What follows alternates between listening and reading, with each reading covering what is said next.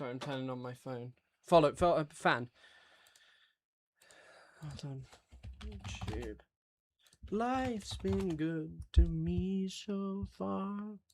Hello, everyone. Hope you're doing well. I'm just setting my shit up. I kind of messed up because I should have done this a second ago, but I'm doing it now. Oh, God. I will tell you one thing. I've been watching too much Fox News. So much Fox News spam on my fucking profile on YouTube now. Why do you always look so miserable? Mate, your profile picture is how I feel every day. That's how I feel every day. But I don't think I look that miserable. I'm a pretty jovial character. People will see when they listen to me talk. So, yeah, why do I always look so miserable? Maybe I look tired. Have you read Discourse on Colonialism by Aimé Césaire? I've read most of it, not all of it. It's quite a short book, though. I started reading it, read about half, and then never got back to it. But it's a pretty decent book. That is by Aimé Césaire. Dying Colonialism is the one I was thinking of that's by Fanon. Hello, Jonathan Walker. Hello, Scouty Paws, and hello, Aaron the Marxist on Twitch, my guy. It is good. I agree with all you said. That's nice. I'm glad to hear it. That's one less person to seek to convert. No.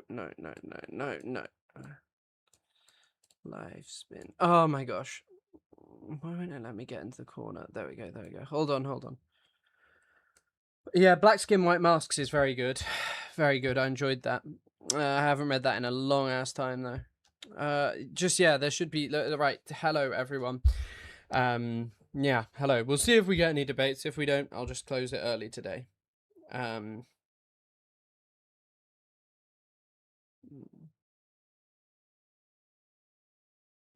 Hello, Jelani, and thank you for the rainbow and the kisses. They're so kind. There's no one commenting on YouTube. That's a strange one. There's normally people in YouTube by now. Maybe it's just the time I'm streaming. Maybe it's people aren't enjoying the debate stuff, but there's no one on YouTube or Twitch, which is weird. Don't know what that's all about. We'll have to see. We'll have to work that out. Yeah. Are you arguing for? I'm arguing again. No, I'm arguing for these. So people come up and if they want to try and argue with me about them.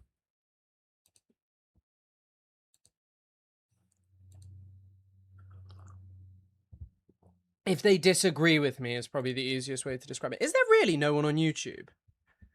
That's really strange. Do people still care about ContraPoints? Some people seem to. Right. Well, so we'll see if we get anyone who's trying to debate. I will debate you on FIFA being sold to investors. I haven't actually looked into that story at all. I haven't seen that story, really. I know it's going on. But yeah, people do seem to still care about ContraPoints. Still whining, though. Very whiny person, actually. Lots of whining. Hello. I can single-handedly boost YouTube chat. Interesting. That guy yesterday who couldn't acknowledge the judge, lol. Yeah, you do certainly meet some interesting people. Beef and tomato being the best pot noodle flavour. I've never tried beef and tomato. I've only tried chicken. And I don't really care to try any others. I don't regularly eat pot noodles. Hello, everyone. I don't know why everyone was slow to join today. I guess it's the odd times I'm streaming, which might be fucking it up. But yeah, it's a bit slow. A debate about scrandal food. I guess that's an idea. Do you say bottle of water? Yeah, I just said bottle of water, but bottle of water. Are you the other part of Stephen Hawking? Well, Stephen Hawking was not literally divided into two human beings, so I don't know quite what you mean by that. Stephen Hawking was quite a smart chap, but he was also friends with Jeffrey Epstein, so probably shouldn't valorize him too much. I'm anti-Israel. Well, then we wouldn't really be debating, would we? What do you disagree with me on? That America controls Israel or something? Hello, Mr. Kunso. I don't see strawberry pasta in the title. Why is that? Because we've not hit 1,000 members. So simple as that. Once we hit 1,000 members, then you can have me eating strawberry pasta. I have no idea whether Parker Get a Job is a Zionist. He had me on his stream once. I don't know if he's been a Zionist. I've been watching you whilst I edit. Nice, man. I hope you're all good, Alex. I'm glad to hear. I hope you're enjoying the content. If they want to try and argue with me about fucking hell. I'm just trying to get things going. Bring back the Israeli from yesterday. Maybe. But in his video, he said that liberal Zionist is not, and he is hard against liberal Zionist isn't. What? Liberal Zionist is sort of well, I guess it is an oxymoron in terms of, I don't know, yeah.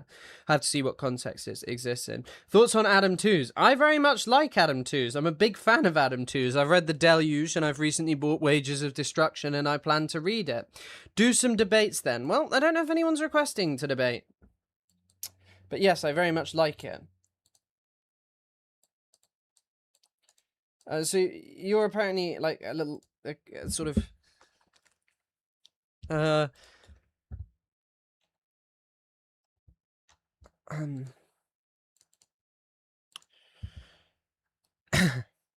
Favorite historian? I'm not sure what you mean. I'm not sure what you mean. Who's my favorite historian? Historian of what? Do some debates. Well, if someone's requesting to debate, then yeah. Hey, Mr. Elephant Fish. Thank you for the 40 NOK. Incredibly kind donation. My goat. Can I debate you from a Trump supporter's perspective? What do you support, Trump or what? Or are you going to pretend to support Trump? I'm not quite sure what you mean by that. Yeah, I don't know what's causing that to go off twice, which is kind of annoying me. I really hate seeing myself from the other side. God, fuck that. But yeah, thank you, Elephant Fish, for the 40 NOK. Who is paying you to do this skit? Palestine. Do you think Israel will survive as a country if USA support removes? Not as it currently exists. Natalie is still whining. Yeah, she was whining yesterday, ContraPoints was. We'll talk about that later. Why didn't you say anything about the fall of Rojava? I'm sure I mentioned it on stream, but that's quite a shitty argument if you're expecting me to make videos about it, seeing as I don't really make TikTok videos, so, you know. Can I debate you using the devil's advocate? Not really. Doesn't really make sense. Why didn't I say anything during the alibi? Okay, you're just going to say, why didn't I say anything? Why didn't I say anything when I was a baby? On your dog shit camera angle. What's up with the camera angle? What's up with the camera angle? Excuse me? What's wrong with the camera angle?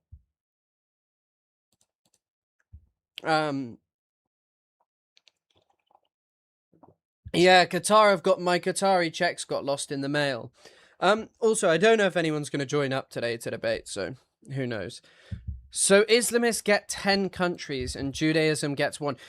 I feel like this is one of just the lowest IQ commentary I've ever heard.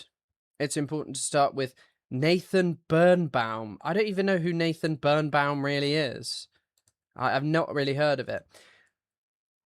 IRGC funded. Ha ha ha ha ha. Yes. The IRGC give me a little bit of money. Did you say nothing during the Abraham Accords? The Abraham Accords happened 4 years ago. It wasn't long ago at all. Am I doing okay? You don't look well. Well, thank you for your commentary, but I'm fine. Abraham Oslo. Yeah, true. I was nowhere near born during the Oslo Accords. It is also very hot is my major issue, so I probably look a little bit like I'm dying. It's giving Zoom meeting. Is it? You think this gives Zoom meeting? Well, maybe I just need a better camera. Hold on, let me put that down there. How's that? Does that look like a Zoom meeting? I guess it was the original writer and creator of the word Zionism.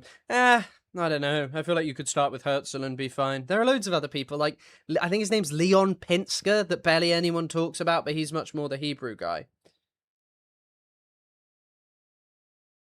Oh. Love the blue shirts, Chris. They're pretty colours. Thank you. Why didn't you say anything during the Oslo Accords? I don't know. I didn't want to. Haven't seen live often lately. You look great, Chris. I thought you didn't like me, Paleorg. Is that someone else? I don't know. I didn't say anything during the Yom Kippur War. There are lots and lots and lots and lots of wars that I haven't said anything during, as it turns out.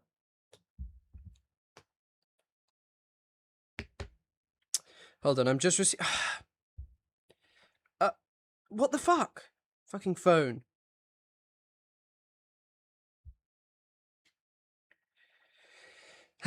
Anyway, could use bisexual lighting. Yeah, I could. Funny how these Westerners say we can't exist. We do anything we want and no one can do anything. I do think that one of my favorite strains of people who are just like Zionist extremists is when they're like, we are epic and strong and do anything that we please. But the harsh reality is like the only reason that is plausible is because Western nations literally just back you up and just enable you to do whatever. Hello? Hey, what's up? What's up with you? Good. I was just wondering, do you do any formals or not? What's a formal? Like a formal debate? Not really, no. I've done a couple in the past. Or I would have offered you if you would be down to do a formal Wait, on why don't you just join is here?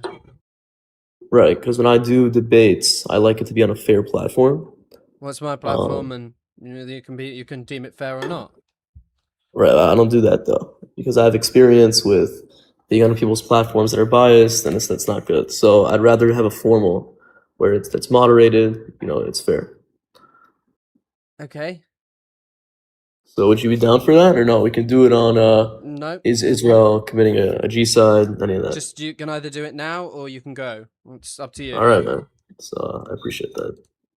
Right. Fantastic. Goodness me. Right, I don't think we'll... Yeah, did you see Brad Lander and Ahmed Fuad Al-Khatib linking up? No, I did not see that. Ahmed Fuad Al-Khatib. Al... Yeah, I mean, Brad Lander really is a shit prick. Aaron the Marxist, thank you for subscribing with Prime over on Twitch. Thank you for supporting the channel, my man. Funny guy. Yeah, I know. I love burgers! This is the problem with streaming on this platform. The problem I have longer term. I do one day of debates. It gets quite a decent amount of views, and then it just cuts off, and basically I can't get anyone to come up to debate, which sucks, because people just report me, I think. But what can you do? I hope the callers are better today. Well, they're all sick, I'm afraid. It doesn't matter. If it gets stuck, it gets stuck. Morning, Chris. Morning to you, too. I love burgers! I don't know why that keeps repeating. That should not be repeating. I have no idea why that repeats. They want to shadow ban you. Yeah, maybe, but I think that's it. That's all that happens, unfortunately. We'll see if anyone joins. You go away, they get confident, then when you come back, you scare them again. Love debaters. Thank you.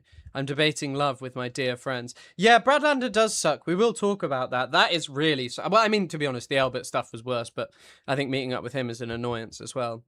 So I'm getting a clip to a part of H3 After Dark where GUM... Yeah, I know. I've seen that comment. I don't... Like, it's bad, but I don't really care. Israel Sneha. Well, I mean, I feel like you're a child because the only videos you've posted on your profile is like about Roblox. So I don't know. Maybe you're an adult playing Roblox, but I have no idea. Yeah, I don't think so. Is ContraPoint still making the genocide about her reputation? No, she's saying that she really condemned the genocide now. I don't know. We'll talk about that in a little bit. Okay. 51 Muslim countries, one Jewish one. Who are the colonizers? Thanks for that amazing logic. Why don't you come up and explain what a colonizer is and why that means it is? Thoughts on the world Jewry? Jesus Christ. I mean, interesting comment, first of all. What do you think my comments are about all Jewish people going to be? That I have problems with them? No. You can either spam the same stuff or you can come up. That's your decision. Man, no need for defensive. Sorry for asking, I guess.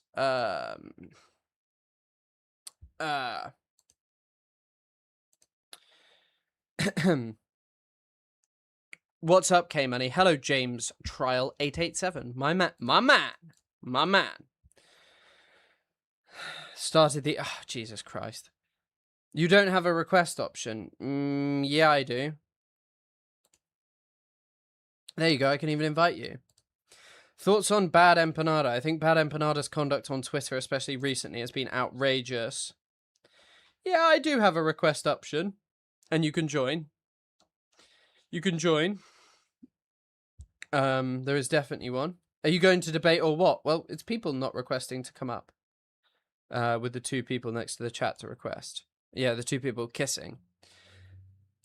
I can in 10 minutes. Well, you were just saying that I didn't have one. I don't see one either. It may just be TikTok. Just go look. I mean, Bad Empanada constantly gets banned on Twitter, but you can go look at what he's up to regularly. That other person who said, you're always in here commenting. Okay, why don't you come up, Brother Jonathan? Hi, hello. You don't have a request option. Yeah, I do. Did you see Fetterman's freak out? No, I haven't watched that. We can watch that. Natalie needs to shut up and put the milk in a bath. Good point. Good point. You can see very easy as a psycho unless you, for some reason, disagree with that. I don't know. It's just his conduct on the internet. I disagree with you. Well, then you can request and join. Like, I don't know why you tell me in the chat. Like, the whole point is it is open for you to come up. Oh, you've actually requested. Well done.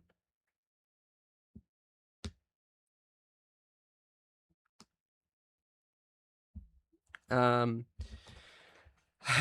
everyone. Hello. Hello, Teba Beba. Hello, everybody. Apparently there are new Iranian strikes on Kuwait right now. What did Fetterman say? He was just beefing with Dropsite, and then he was reading off his phone when he was with Netanyahu.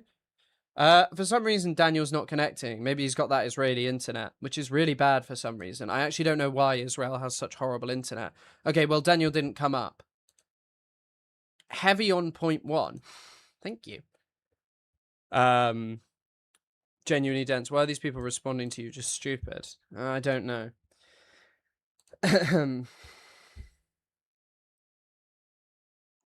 Is Israel internet worse than Germany? I don't know. I'm not German. I don't have German internet. How do I request to talk about Graham Plattner? What do you mean, a request to talk about Graham Plattner? We're not talking about Graham Plattner right now. Hello, Ari Kitsuragi. Hello, everyone. Hello, all. I hope it was worth it for the people being okay backing him. Are you talking about Brad Lander? Oh no, Fetterman. Yeah, I saw him freak out at Dropsite. Crazy. Are you willfully skipping uncomfortable chat? What uncomfortable chat am I skipping? What, thoughts on Avi Schleim? Is that what I'm supposed to be skipping? I have 3 chats open, and if you're just saying shit and not joining, why am I going to respond? What is your reason for number 1? Israel is a settler colony, and it's just been premised on violence. What do I think of communism? Better than capitalism. You see how Daniel left, lol. Well, he didn't come up. Where are you from? Can you not tell by my accent? Jesus. Good day, Chris Clive and chat. Hello, everyone. The biggest shocker was Fetterman wore a suit. Yeah, he really only wears suits for Netanyahu. When daddy's in the building, you got to put on the suit. Sound like a smart individual. Thank you. So what do you do with those people? You don't want to give them a state, like at all. They should just live alongside Palestinians. That's their choice. They should just live alongside Palestinians. That's it. They should either live alongside Palestinians or leave. Neo-colonialism is Israel. It's pretty standard. Are you watching the mass arrests happening now in London?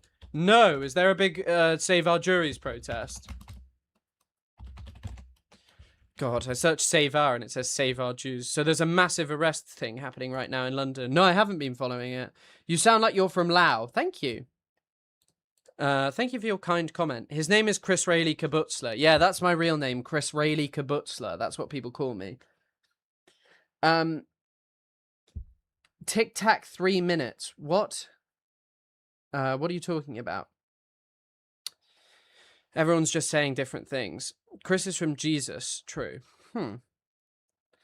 Thoughts on Piggy Trump? Oh, why are you just spamming what my thoughts are on Piggy Trump? I don't think... This is the problem. We get 1 day, 2 days of this working, and then just it goes back to this of just no one joining. And I'm not going on fucking Oomingle to find people to debate. I feel like that is a point too far. Like a bridge too far from me. Did you watch The Odyssey? I did, and I liked it. PowerKnit, thank you for the 7-day stream watch streak. That's crazy. I feel like there's a lot of weirdos in chat today, more than usual. Not on Twitch, though. No, all of the weirdos are in just a lot of strange people on this. No, it's You Mingle, not Omegle. You Mingle is the one that they all go on to, like, debate people on. People are too stupid to know how to request. Yeah, I know.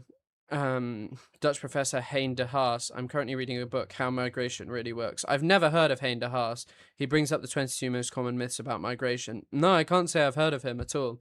Deteriorate your brain. Well, I have a massive following on TikTok, so it's kind of like, oh, I should just be using that. I still enjoy hearing you ramble away to chat. Nice. I'm glad to hear. Do you think America has woken up to Israel's true evil? What do you mean by America? The American government? The American government or the American people? I think American people have woken up to it. Put on Cocoa Melon. That would help. You should pose your feet in camel toe. That is a good point. I could try that. People would like that. It seems that is what I would have. I don't know. I feel like that would work less well for people who are leftists and better for people who are Republicans.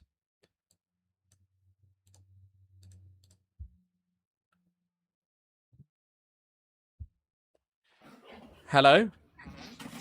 Hi. What's What's up? up? How's it going? All good. What's wrong? Well, nothing. I'm just scrolling the internet and see some random dude have these points, and I want you to defend them. I agree with 2 and 3, but number 1, I'm just curious about what your thoughts are. My thoughts about what? Why Israel has no right to exist?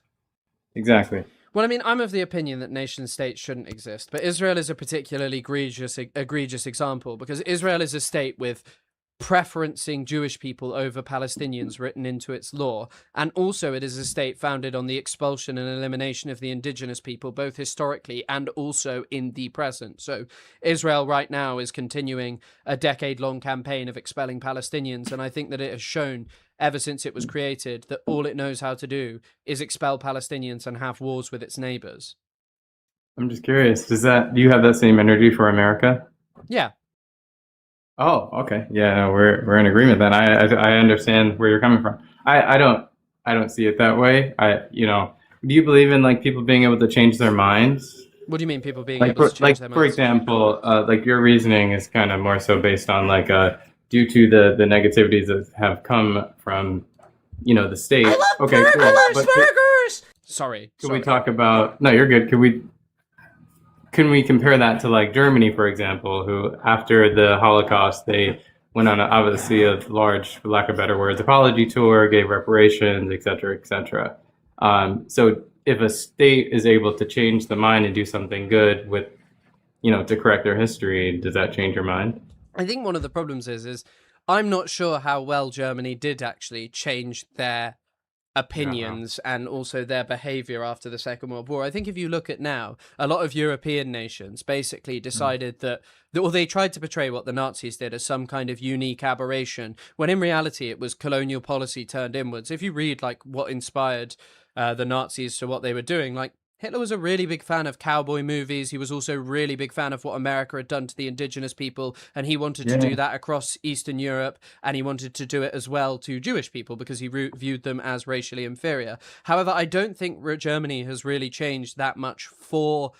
I won't say for the better, because obviously it's better than them having Nazis in charge, but still, they're pretty fucking bad. But I think that the problem with Israel is when you have a state, right, that is premised on having a Jewish majority and is also just been continually unwilling to uphold basic international law and stop settling Palestinians' land, I think it's really, really difficult to see it changing that much. Like right now in the Israeli elections, okay, people also...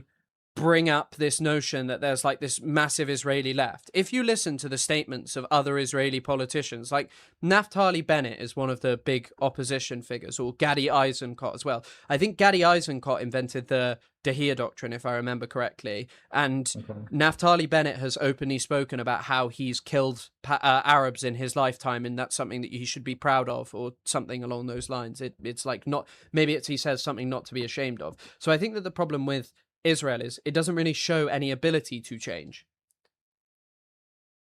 Got it. Okay. So just curious, do you believe in no borders? Yeah. I'm with you, brother. Okay, cool. All right. Well, hey, there's another person on this side. I was just curious. I'm Yeah, I'm getting ready to getting ready to go to something, and I'm scrolling on TikTok, and I saw this, and I was like, huh, wonder what this guy thinks. But thank you for sharing. No, I can understand, because there are a lot of people who treat Israel, especially on this platform. I wouldn't say it's so much of like general people, but there are like a lot of people on here who treat Israel like it's just this big evil that no other country is like. But like, Israel is very bad, and I think it's an egregious example because of how deeply we support it. But there are plenty of bad countries up to bad things, and I think America is, if you can't look in the mirror and say, well, America was founded the same way, then I don't know what to say. 1000%. Yeah, Okay. Well, absolutely. thank you for coming up. Yeah, thank you for having me. Have a nice good day. one. You too. Well, wow, we achieved what people thought was not possible. Someone who wasn't dumb. That was a nice discussion. Nice guy on the call for once. His initial point kind of PMO though. Oh, I understand. Yeah. Borders went out of business years ago. I think BAM did too. What is BAM? What on earth is that? Also, someone else threw me a prime over on Twitch. Mr. Magic Pants 1146672. Thank you for throwing me a prime. Thank you for supporting the channel, my man. We're obsessed with borders in the UK. I don't think that's just a UK thing. I think that that's a whole European thing. Did he know what a judge was? Yes, we've finally met a person who knows what a judge is, which I'm glad to hear about.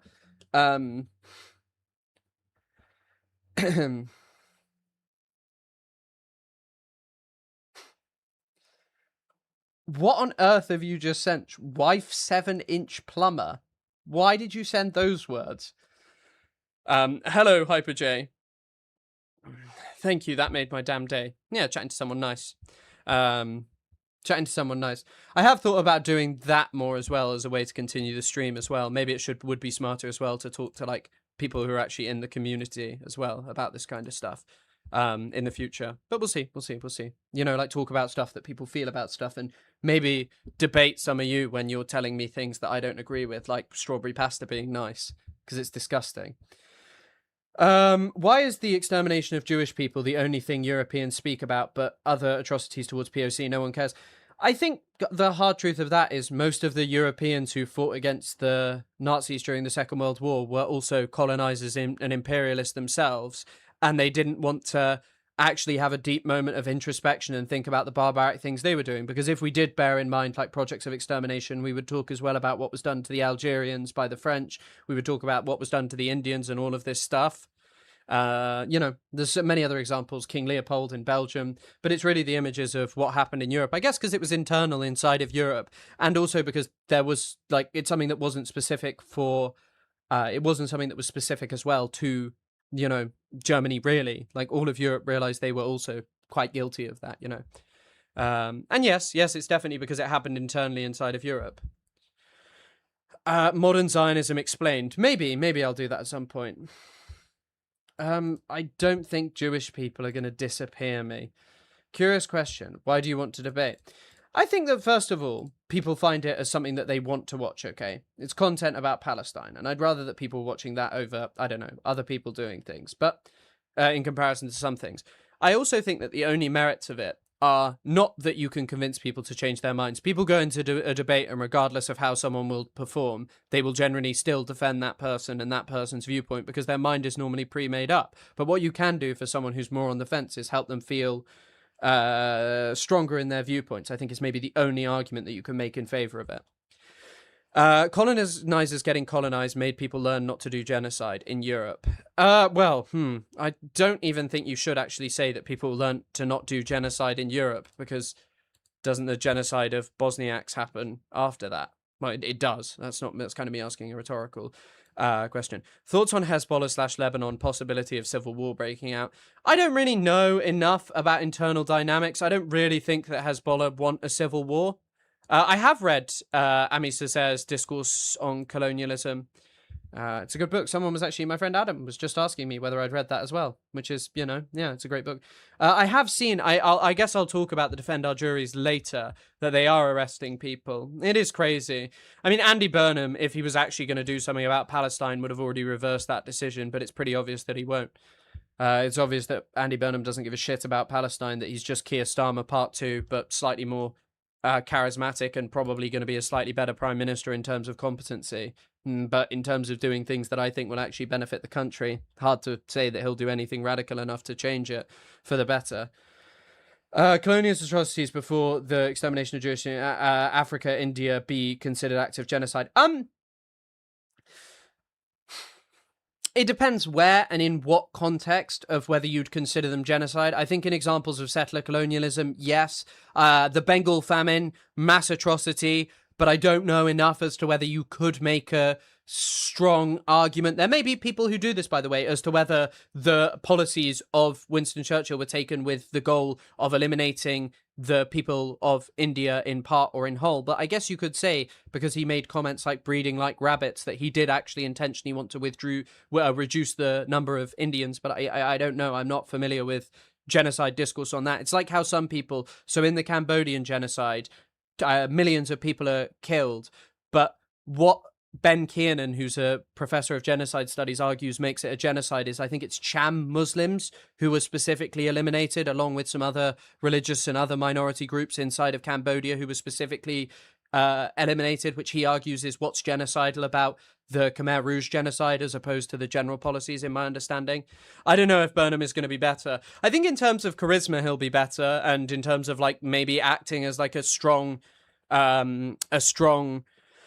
politician, maybe, but as I say, I don't know about generally bettering the country. Thoughts on Danny Welbeck? You just don't want to chat about the Tricky Welbs signing for Chelsea. That's what your problem is, Alex. You're scared of Tricky Welbs and Jordan Hendo.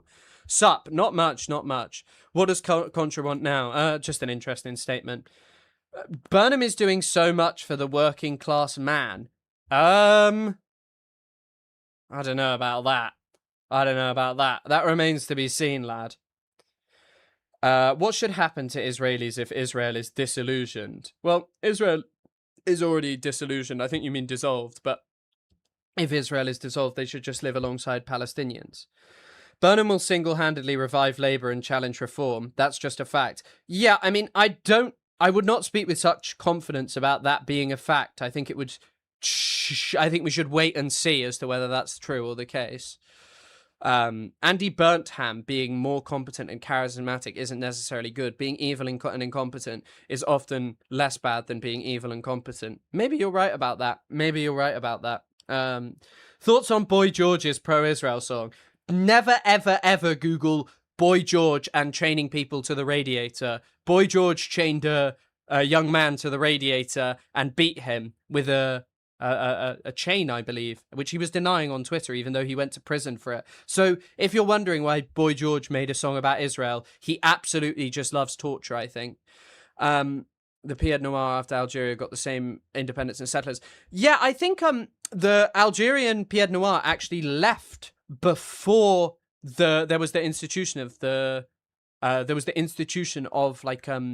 equality, but that was for Jewish people. I can't remember if they were released, if that was done for all of them. I can't remember. Not enough of an expert in Algeria. Very interesting though, and I really do want to read more about that. Kunz are trying to profit off other people's suffering. Thank you for your amazing comment, PJ. Thank you for your very insightful thinking. Do you ever see England, the politicians in masses, becoming pro-Palestine? Oh, do I ever see English politicians? Do you ever see in England the politicians becoming pro-Palestine? That is a good question. That is a really good question. I don't know. I do think there will be change. I don't 100% know if they're actually going to be pro-Palestine or if they're just going to start speaking about Palestine a bit differently, because I fear that if they haven't changed now, then it's hard to see them changing. Wouldn't there be killings on both ends? Who enforces the peace? I mean, what's happening right now? It's just Israelis mass killing Palestinians. This hypothetical genocide thing, or like hypothetical oppression of Israelis, isn't going to change things.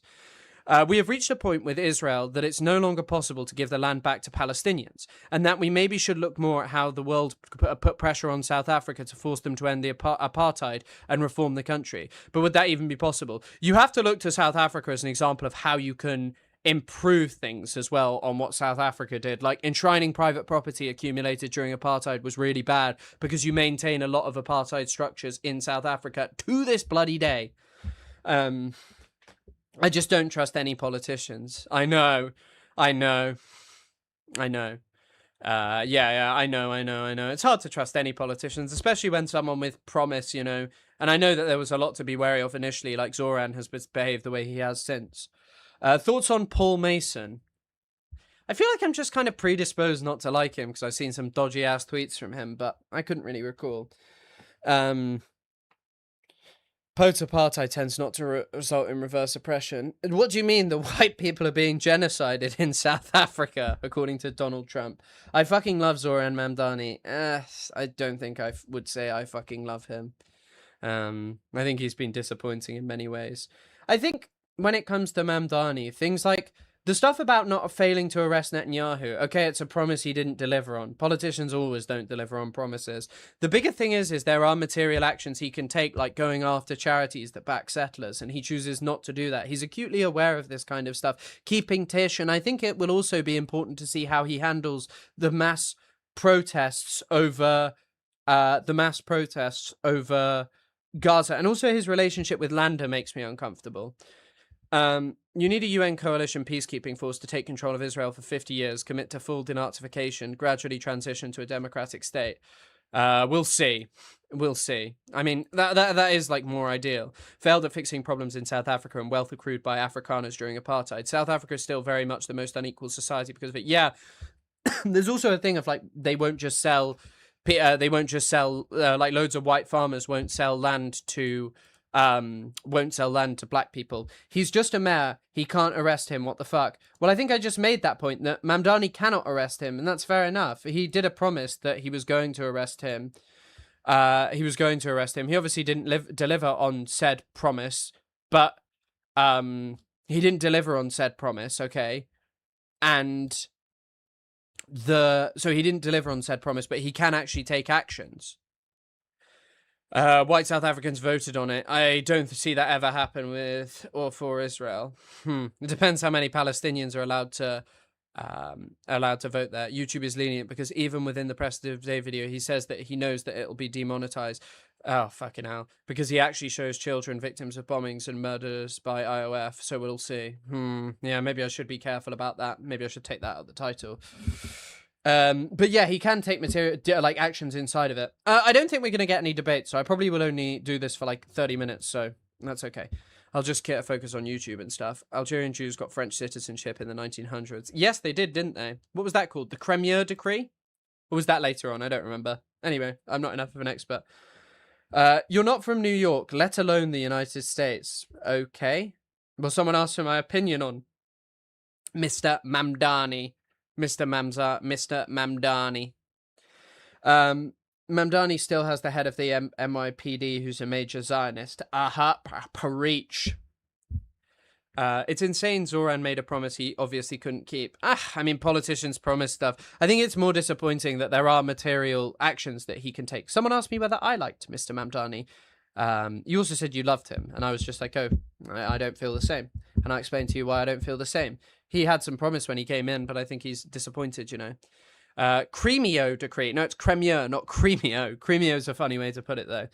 Do you have an opinion on the regime in Iran? Yeah, it's not necessarily very positive. Like, I have much criticism for the Islamic Republic, the government of Iran. It's not very like positive like opinion of them, or like I wouldn't just come out fully endorsing them, but I don't really buy into the notion that like America doesn't like them because they're dictatorial authoritarians, and that America has any regard for Iranian people. I think America cares about what it's doing. But wanted to publicize his crimes. Yeah, and the thing is that that's fine, but he can actually take actions. Like, Mohammed El-Kurd had a great tweet about this. You sure the ones perpetrating genocide aren't the ones who have killing all Jews in their charter? Yeah, mate, I'm pretty sure that it's the Israelis perpetrating genocide, not the Palestinians. Creamy O. No way people think America or Europeans actually care about random people. I mean, a lot of people do. Have I read Mein Kampf? No, I've never read Mein Kampf. I've read a lot of Ian Kershaw's book, which talks about it. Why are you asking, have I read it, though? I've heard it's pretty much just slop and just sort of him whining about things. Apparently the first page talks about why Germany needs Austria. Zora made the same type of promise regarding healthcare for trans minors that he obviously couldn't keep. He just keeps lying, I think. I don't know about the promise for trans healthcare for the youths. It's time for the War Thunder gameplay. Yeah, it's time for the War Thunder. War Thunder. What is the Noiser? What are you asking me about this? How do you view Arab Israelis? I view them as Palestinians living inside of Israel. There's your answer. It has to be the most brain dead point. I mean, they changed it, but yeah. Yeah, it's also, in my understanding, like, I can't fully make this point coherently, but Abdul Razak Takriti talks about how it's like a religious language grounded in specific things, so, you know, most people talking about it don't really give a shit about that. It's just a propaganda point of being like, look how evil Palestinians are when you have Ben Gvir walking around like, kill everyone. It's sad that Mamdani cut is as far left as America can manage. I don't know. Maybe they should put some people from my chat in power. My Twitch app is broken. Ugh. I'm sorry. Naz Daily is an Arab Israeli. Don't like him. Or Yosef Haddad. Bro, who is debating this? Well, no one is even going to join to debate today, it seems. So I won't be doing this for too long. I read the manga adaptation. Wow. You fucking dimwit. Am I the dimwit or who's the dimwit? With Russia attacking Poland, can we now agree that World War III is taking place? We'll have to see. Does far left even exist in America? Yeah, it does. John Brown. Actually, John Brown would probably not be considered far left by today. Fuck Naz Daily. Yeah, Naz Daily is an idiot. King Zogu the second. I know that you don't want to debate. We've spoken before, so it's fine. It's okay. Yeah, our chances of doing this is just not going to happen. Do you think the Western progressives have been whitewashing the Iranian Islamic Republic's atrocities? I don't know. I think some people who are just like, Iran can do no wrong, then yeah, in some ways. But I think generally the bigger problem is what, you know, America's done to Iran for decades now. I'm in rural NS. The reception is at 1 bar, so have a good stream. What is NS? Night Stalker from Dota 2? You can't just be putting in NS. I'm joking, Teba Baba. Thank you for coming up, my man. If World War III took place, would you enlist? No. No, I would not be enlisting in World War III. I'm good. I'm very good for enlisting in World War III. You're obsessed. Okay, why don't you come up and explain? Would you not say so? Yeah, the Islamic Republic is authoritarian, but I will say the Islamic Republic is more of a democracy than Saudi Arabia. Like, it is, and that's just objectively true. Nova Scotia. Nice. It's not Night Stalker from Dota 2, which is surprising. Yeah, Night Stalker from Dota 2, surprisingly. But yes, I don't know who people are expecting me to enlist for. Islamic Republic of Japan. Yes, I'm loving the Islamic Republic of Japan these days. Also, what are ethics of joining a Western military? I have not many prospects, to be honest. Don't join the Western military, mate. There are many things that you can do. Look, if you want proof that you can do anything in your lifetime, okay, you should look at Jolani in Syria. Jolani went from having a $1 million bounty on his head, being the head of an ISIS-affiliated organization. He's the president now. Do not join the military. You may become the president of Syria. Oh, 100%. The electoral process is manipulated, especially now, and not from 2009 onwards. But the major thing is that it's still more of a democracy than Saudi Arabia. Do not join the military. Yes. Do not join on the military. At this current state and moment. No, I think that there is merit for talking about the. I think there is definitely merit to talking about the. I think there is merit to talking about the internal politics of what the Islamic Republic does and its behavior, 100%. But in the context of what America's doing, America doesn't give a shit about the internal politics of, you know, the Iran. They just care about whatever they're interested in. Can't believe you're dead naming Ahmed al-Shara. I do apologize. The January protests in Iran, thousands of people died. Nikki, are you just going to ask me like continual questions about what do I think about bad things that the Islamic Republic has done? Because I've also given a I've also given a pretty clear opinion about what I think about the Islamic Republic of Iran. Do you buy poppies on Remembrance Day? No. I think we have like a cult of remembrance in these countries, and we don't really reflect on, and especially now we like are engaged way more in militarism, and also like making it about like all veterans, like First and Second World War. First World War, people kind of, it was a pretty pointless war. But Second World War, at least they have the merit of getting rid of the Nazis in an actual successful war. But yeah, I don't really like the cult of remembrance, I'll be honest with you. I think it's pretty weird and manufactured. Someone has a great book about this, Benedict Anderson. I think it's Inspectors of Comparison. Gulf War veterans. What of it? Gulf War veterans. I've tried the trade routes, but it is oppressive, and a little apprenticeship opportunities.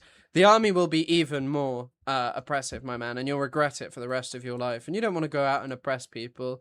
You have a goodness within your heart. You have more in common with other human beings than joining a military that oppresses them.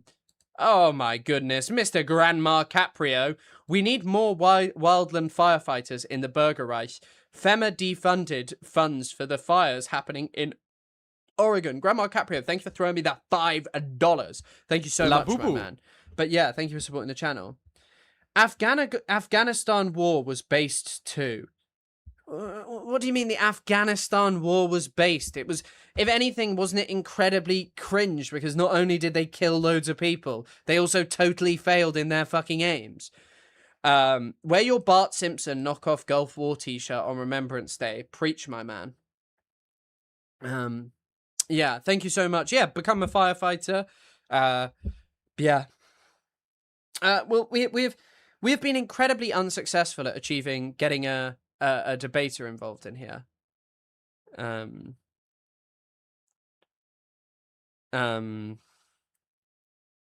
I'll pick it up off the ground if I see one. I'm not into war. I don't want to get shanked by a gammon if they see me walking past. The Taliban are in power now, and they've banned listening to music. So based. Yeah. I don't know. I think referring to the Afghanistan war as based is perhaps one of the most insane comments you could ever cook up. What was the book again? Which book? Which book are you asking about? Oh, Benedict Anderson, Spectres of Comparison, I think it's called. I've never read the full thing. I've just read the first, 100 pages. I read it years ago. But it does have a great chapter about remembrance in the UK and how it was, created, the cult of it. It's really interesting. It was a Biden-Trump political decision. What, so you think that soldiers just sort of indefinitely stayed in Afghanistan? Like that was the idea, just stay in Afghanistan forever. That's insane. There's loads of trolls on TikTok, yeah. They failed even for Warhawks. Mr. Lindsey Graham. Lindsey Graham is sad because we lost the Afghanistan war. What do you think should be the ideal outcome between Palestine and Israel's? I think that the ideal outcome between Palestine and Israel is a one-state solution with full and equal rights for all people who live there. Yeah, I think that that's the best idea. I really am surprised. This is the problem. I had so many people requesting to debate, and then this always happens when I do a few days of lives, which is crazy. You have 600 people in here, and then TikTok puts a limit on your account, and it's oh, only 100 people apparently want to watch. Okay, my man. Okay, my man. The Talisman. Yeah, Talisman are definitely better than the Taliban. Love your work on Instagram. Thank you. Well, if you like my work on Instagram, you'll probably like my work on here. Not much opposing these days. Well, that's the thing. There's a lot of people who came up. Them's just my ladybugs. Well, good news. Do you want to debate? That's the thing. Well, one of the people I know definitely doesn't want to debate because we've spoken before. You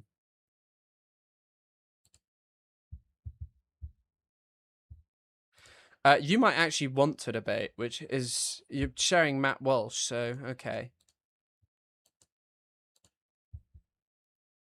Hello? Hey, how's it going? I'm good, what's up? Yeah, so on your first point, I believe that your contention is that Israel does not have a right to exist because they essentially, I mean, maybe you can lay it out better for me, but I think your point is that because they essentially took over the territory that previously belonged to the Palestinians. Is that correct? Yeah, yeah, and also in the context Okay. of I'm not really a big believer in the concept of nation states. Okay. So just putting that aside, the whole non-believer nation states, like, dude, the majority of countries in this world came to existence through conquering, such as America itself. So does America not have a right to exist?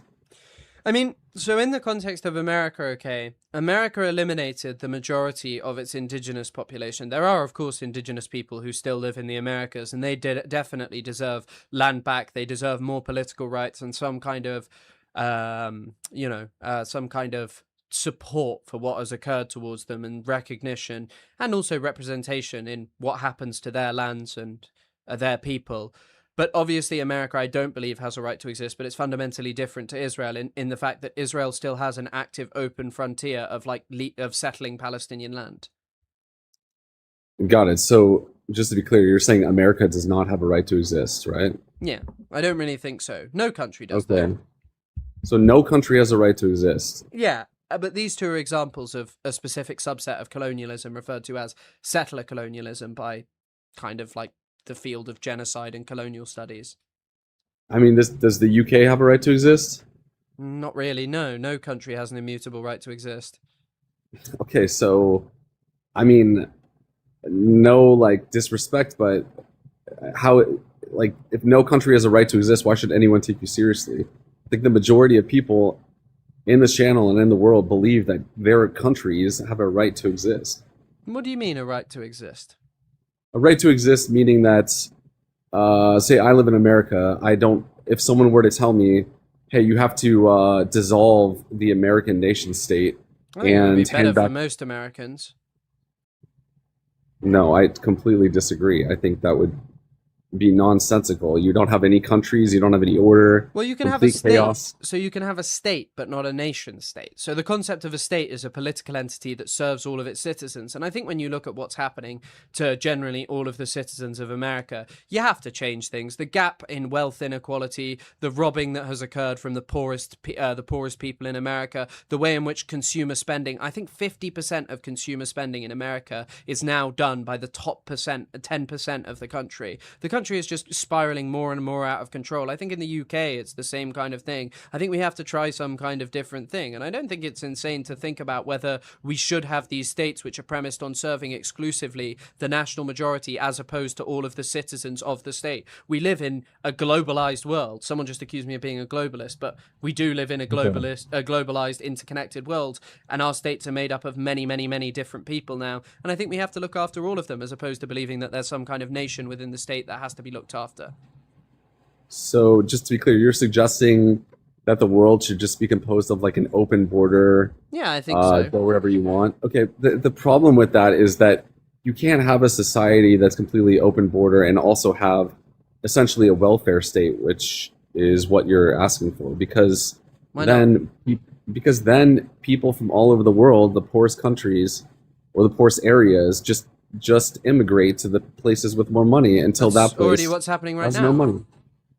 I mean, we're trying to stem it to some extent at least. But how Imagine long if it can you would. keep stemming it when people start immigrating because of the fact of climate disaster, where like their countries are just unlivable? And I think that that is a very terrifying future that is coming for us, that we will have this future in which so many people all around the world, the places that they have lived for generations, centuries, millennia even, are just straight up unlivable, and they have to flee to places with better economies that can have some kind of protection from the worst excesses of climate change. That stuff is coming.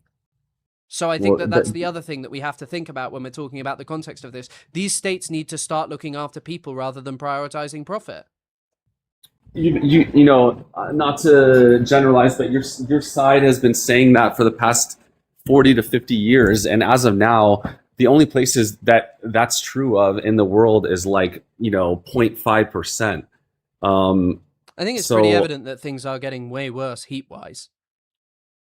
in some places, And I but think that, like, I'm no expert in climate change, by the way, but there is definitely a scholarly and scientific consensus that this is happening and it is going to keep on accelerating and getting worse and worse. Like, I live in the UK. This summer has been ridiculously hot. Mhm. And, the problems are clearly already coming. Like, wildfires are sweeping through Europe more and more every year. Like, look at what's happening in Spain, France.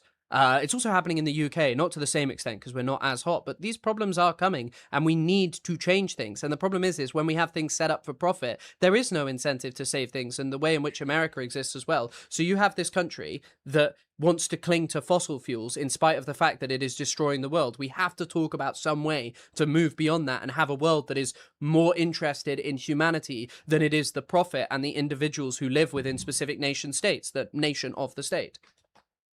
The problem is that it's not just America, it's China, it's all the rest of the world that's dependent on fossil fuels. So But until we develop it, But China, like, look, I'm not an expert in the green transition, and nor will I pretend to be. But if you read someone like Adam Tooze, who is like an expert in the green revolution, he was even, the Biden administration even spoke to him, and I think the UK government even did. But what he was talking about is the fact that China is really interested in the green revolution. They have already built enough solar panels that are ready to go to bring about net zero. Things like electric cars, they are so far ahead in all of this kind of stuff. Yeah, they're reducing their emissions, that 100%, but they still produce a huge amount of global emissions. But they are actually trying to create a world of moving away, to some extent at least, from fossil fuels. It is America that still clings to it. And the problem is you elect a Republican Party in America that is just literally like, yeah, we're going to destroy the world. yeah, but just China is the biggest polluter in the world right now, just so you Yes, know. but they're actively working to change that. Whereas, in your country, you have a government who is like, we need oil because we dominate it. In fact, they've literally conquered another country to steal its oil, and they are currently running it as a vassal state. Dude, everyone is fighting over oil. It's the energy wars. That's what humanity has been doing that for, 80 years now. So America does that, yes, because we believe that the Western, generally free market way of life is superior to the communistic style of life that can be seen in other countries.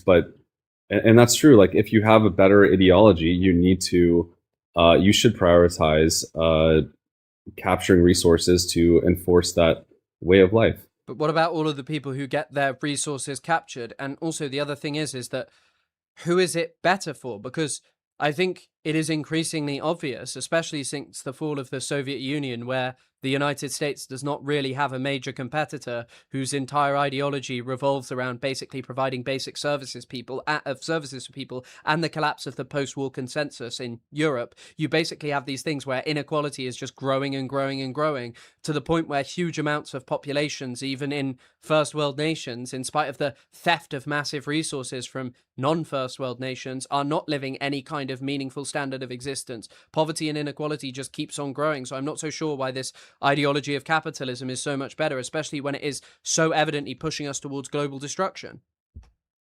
I don't think it's so evidently pushing us towards global destruction. I think if that were the case, why are there so many people trying to immigrate to the United States? The United States has Economic many opportunities. Exactly, because of capitalism. But they're pushing us towards global destruction.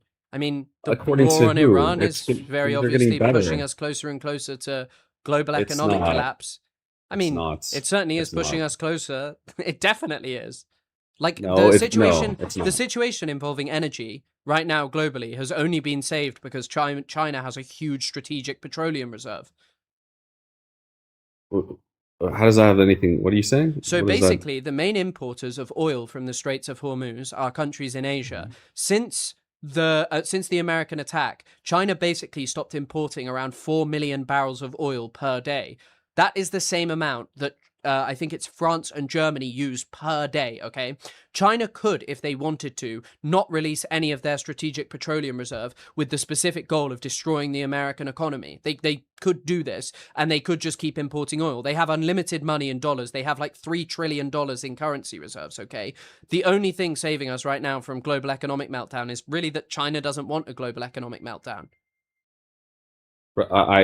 Yeah, I mean, just to respond to your point, I think I'm just steelman your point. Your point is that China is able to get less oil through the Strait of Hormuz. Thus, if they're relying on their own strategic reserves, Thus, if they were to use less of their reserves, that would somehow hurt America. That's Well, what your point is. So the situation in the Strait of Hormuz has cut probably about 10 million barrels of oil per day. Maybe it's smaller, maybe about 8 million barrels of oil, okay? This is entirely based on American foreign policy that is really just what Israel wanted. It is an incredibly destructive and moronic thing to have done, to have invaded Iran. But Chris, I just wanted to clarify what your point made no sense, because why would China using less of its own reserve be No, they're the downfall using more of of their America? own strategic petroleum reserve. I know So- right now they are, but you said if they didn't use So that what would much, happen that would be the downfall if of America. It China? makes no sense. What would happen if China was still importing 4 million barrels of oil per day? What would happen if they were still importing the same level of oil that they were previous to the war? Yes, they could do it. It would be this. It would, if they were still importing that same level, it would be the state of the world as it pertains to energy before the war. How would that make sense? There's 10 million barrels of oil missing. China has stopped importing 4 million. If China was like, nah, we're still going to import those 4 million and keep our strategic petroleum reserve, what would happen? Oil would go up massively. This is pretty much agreed upon increasingly. I think. Yeah, it would be the state of energy before the war. That's what you're suggesting. Wait. How would it be the state of energy before the war? Before the war, that's what you. I think we're talking past each other. You're saying that if the energy flow were the same as it was before the war, what would be the economic consequence of that? The answer is that it would be the same as it was before the war. But the energy flow is not the same as before the war. Other countries in Asia need oil. Like, they need oil and the things that come from it, okay? China has made an active choice to cut the amount of oil that it imports by about 4 million barrels of oil per day, because they built a huge strategic petroleum reserve. Because of this, the price of oil has not spiked massively. So America is reliant on a country that, you know, they do have kind of similar ideologies. Yeah. But they're certainly more focused on a green gotcha. transition than the Americans are. And China is showing that, like, yeah, there is a path that does not head us as quickly towards global destruction. Everyone's saying, "Oh, guests can't comprehend." But the no offense to Chris, who seems like he's acting in good faith, but you're jumping all around and you're not even addressing the primary point. My primary point is, your primary point is that China could collapse America's economy if it wanted to. Yes, that's absolutely not true. Your misassumption is that America relies on China somehow to get its energy. That's not true. I mean, America's a net exporter. No. That's not the point. So, if China was to have continued importing oil at the same rate, okay, post the Straits of Hormuz crisis, China could have made the active choice to increase the barrel of oil, the price of the barrel of oil. So the reason that would be so dangerous is because China has an insane amount of US dollar reserves. Go look it up. They probably have one of the biggest foreign currency reserves in the world in US dollars. I think it's around 3 trillion US dollars. So for other countries who are economically struggling, let's say somewhere like Japan does not have unlimited money to buy the oil at whatever price. China could have made the active choice of being like, well, we will get oil because we're the ones who will pay for it at the higher price. And because of the logic of capitalism, they would, the companies would sell to them, okay? China made an active choice not to, because they are not interested in the United States economy collapsing, because their economy is too interlinked with it. Yeah, so I don't disagree that China makes decisions that benefits itself and America as a consequence of that, but that's because they're interlinked and dependent on each other. So it's not like they're acting out of good faith, you know, but the or point like is, total preservation. The point is that without China, America was just sending us down a path of just global destruction. No, that's such a misleading thing, man. America is an exporter of oil itself, and so it's driving demand to its own exports, for number one. Second of all, by attacking Iran, what America is doing is hurting China. And the same thing with Venezuela. Those were the biggest providers of oil to China. And so it's essentially an indirect attack on China, because Trump and the administration sees China as one of, as the biggest competitor to America for good cause. How does it hurt China? Well, if China is getting most of its oil from Venezuela and from Iran, and it's more difficult to get the oil. I'm pretty sure they get it mostly from the Gulf states. Iranian oil is only a teeny tiny amount of Chinese oil. It mostly goes to something called teapot refineries, which are like boutique refineries. They're not the main refineries in China. Last time I looked, the majority of oil they were getting was from Venezuela and Iran. And so it became apparent to me that this was like an indirect attack on China. And so You know, I don't debate that there's a large. I think as the biggest 10 providers. to 15% apparently comes from Iran, so it's not a large part. That's easily Yeah, but replaceable with unlimited dollar reserves. So it's 10 to not really a great 15%. attack. It's not really a great attack on China. 10 to 15% is massive, man, massive. And you know, like countries' economies are so directly linked with their energy. Imagine a 10 to 15% drop in your GDP. Well, that I mean, wouldn't drop that's. their GDP. They could afford to buy oil at any price. I just disagree, but okay. Well, they have unlimited dollar reserves. Like they have $3 trillion in of money. Like they just have that in foreign currency reserves. Just as a common sense perspective, uh, you can't just say that they can just buy unlimited amounts of things and it's not going to hurt them. If you take away a country's 10 to 15% of their energy supply, or you weaken it or make it more difficult to attain, that is a significant factor. But they can get it elsewhere. Overall.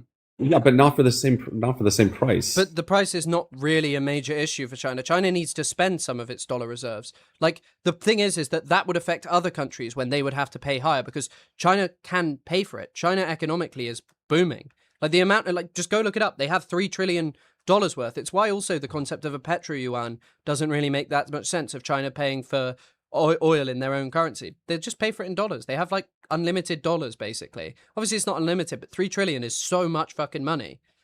Yeah, you just sound fantastical, man. Like you're talking like, well, it doesn't matter. They have as much money as they need. Nothing matters, you know.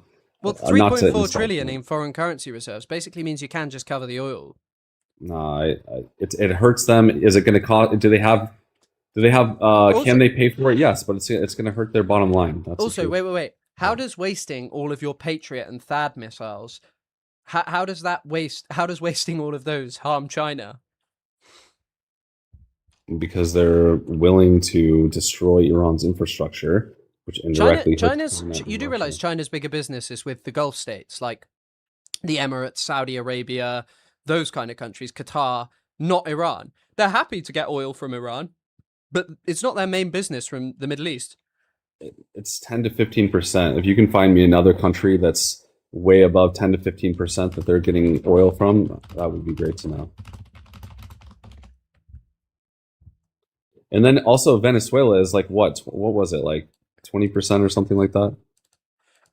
Roughly 40 to 50% of China's annual crude oil imports come from the Gulf and broader Middle Eastern producers. Saudi Arabia is China's largest Gulf supplier, followed by Iraq. China had been an important buyer of Iran's oil, but Iran has not been China's top supplier. China also imports oil from UAE, Kuwait, Oman, and Qatar, not to mention Russia, of course. But to argue that China is somehow now in a dire situation because of Iran and Venezuela does not reflect reality.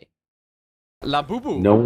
No one said that they're in a dire situation, but if it's a top 3 oil exporter to China, that is a significant harm to their economy. But what I'm saying is their bigger business lies with the Gulf states. So they definitely want peace in the Straits of Hormuz, but as a way to harm China, it's pretty dumb because the US is the one using up critical munitions, which, by the way, one of the key elements of the critical munitions that they need is tungsten. So you need tungsten. Do you know who controls pretty much the world's tungsten? It's China. China controls pretty much all of the world's tungsten. Well, not all of it, but they control certainly the largest share of it. They're the biggest producers and they're also the biggest owners. And I think refining tungsten is also kind of quite dangerous. So they do that.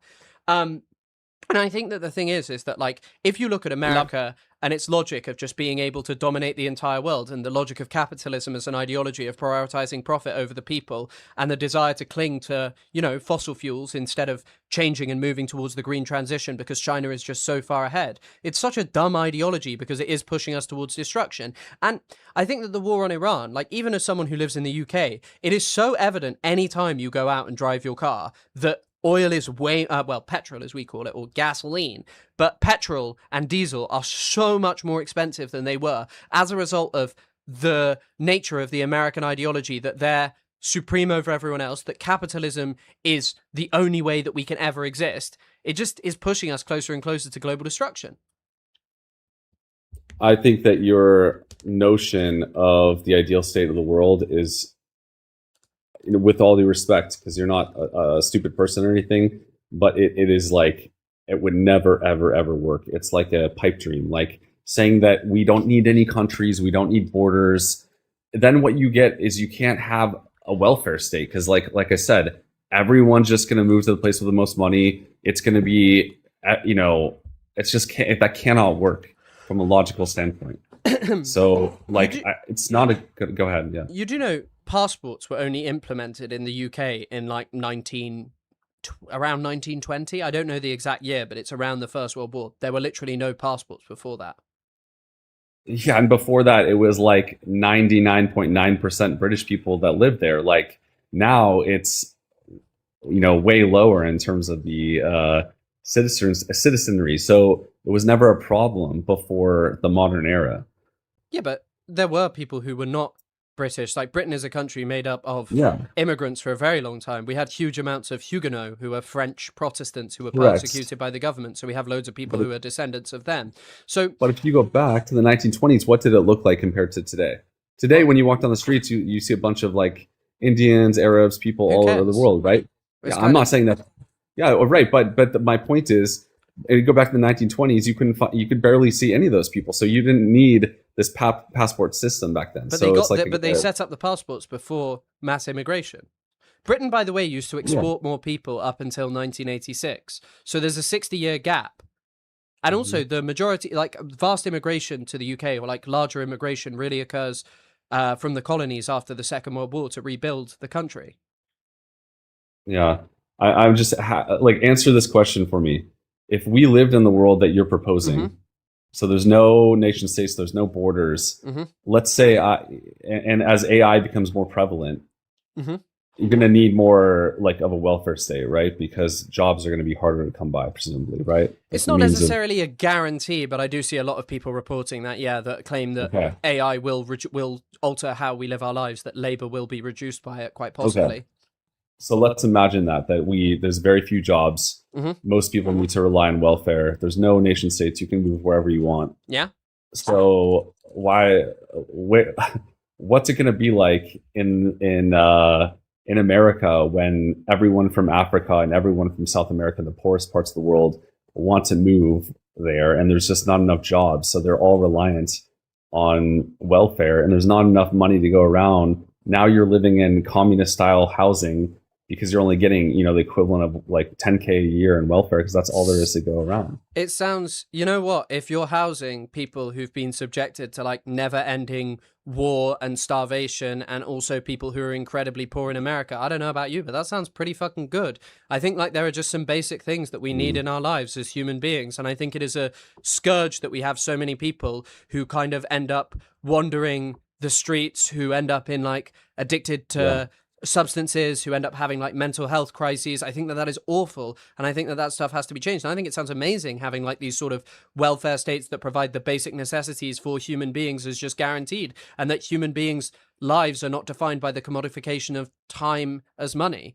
Like I think that just sucks. I objectively think that sucks, and like I think a better world is possible and imaginable, and one in which we live as human beings where our goal is not money and profit over everything else, but rather just basic needs being met for people. We all agree that basic needs should be met. The issue is that if you have more people, the 8 billion people around the world that are suddenly able to get the welfare of the United States or whatever the richest country in the world is, or the richest area, there's just not enough to go around to get everyone like as good of a lifestyle as you currently have. I think the thing is there's not enough to go around in my country already to give people the kind of lifestyle and upbringing that I've had. And even for not the kind of upbringing that I had, you can probably tell by my voice, I've kind of had a lot of privilege growing up, but so many people living here and also so many people in your country are not experiencing that right now under capitalism. They are not. Capitalism has clearly failed to provide and is not giving enough to go around. Most people in America are living above that scenario that I just outlined, where you're living in communist style housing. Most people have, the basic provisions, and, they're living decently well. Yes, there are a lot of homeless people. I agree that should be taken care of. But going back and tying this all together, I don't think your problem is with Israel necessarily. It's with all countries, because Israel, like all other countries, began through essentially a victory in World War II, right? Or World War I. No. Declaration. Yeah, yeah, probably yes. So it's very similar to how other countries, but it just came about later.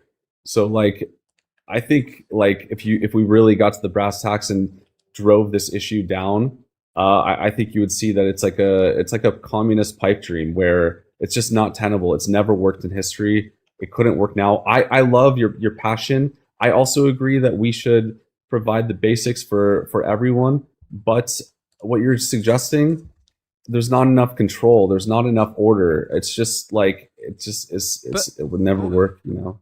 In China, they have managed to lift over, well, millions of people out of poverty. Did you know Do you know also why? the Do you know majority of why? people living in China live in houses that are built after the start of this century, after the start of the 20th century? I think it's even something like 90% of Chinese houses are built since the Yes, start of this century. It is truly an unbelievable, it is. unbelievable Do you know thing. why? Why? Do you know why? Because they embraced free market capitalism in many parts of their country.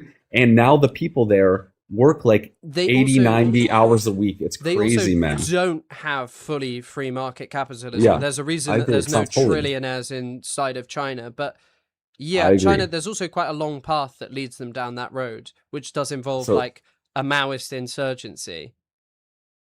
okay, no, actually, it's the leaders that came after Mao that Well, none of them would have reoriented come them. after Mao if it was not for Mao. So like the only But reason that's that that's- China is the way it is like in part because of what Chairman Mao did. Like whatever you feel and think about like his failed policies, without him, China is not possible, because the main thing that was core to that was shaking off US and Western imperialism, getting to decide what happens for these countries. And I also just want to quickly point to something. So, this argument about everyone would want to move to America, if America stopped fiddling in other people's countries and stopped allowing its horrible allies to fiddle in other people's countries and allowed the people to actually rule themselves, to have control over their own resources and make decisions that were for the good of the people rather than foreign investors, you might be looking at very, very, very different countries. Like, look at Mossadegh in Iran. Mossadegh was not like a radical communist or anything. Mossadegh was like basically a liberal who liked democracy. That's pretty much it. Mossadegh was like a guy who was, you know, interested in nationalizing oil so he could use it for the betterment of his people. But Britain, and it was mostly my country, but they told you to do it, and eventually the Americans did do it. You guys cooed him because he did that. In South America, Latin America, huge amounts of people have been subjected to exactly that. And the reason you also see so many people coming to the US, like, and leaving countries, like one of the biggest countries with flights and immigration in recent years, especially close to the United States, is Venezuela. And that's because of a crippling sanctions regime that was because Venezuela had leaders who wouldn't dance the right tune. That was the only reason that they did it. And so this whole notion that people just want to come to America because it's successful, it's also because these countries have been destroyed and robbed of everything that they had. Yeah, I mean, if you want to allow Iran and other Islamic countries to control the energy supply or large parts of it through the world and propagate their extremely dangerous ideologies that are suicidal, in my opinion, that's going to be way worse than, you know, Britain and America with far better. Go ahead. Yeah. Well, if their ideology is, I won't repeat that word because certain platforms do not like it. Sorry. It's fine. It's fine. Don't worry.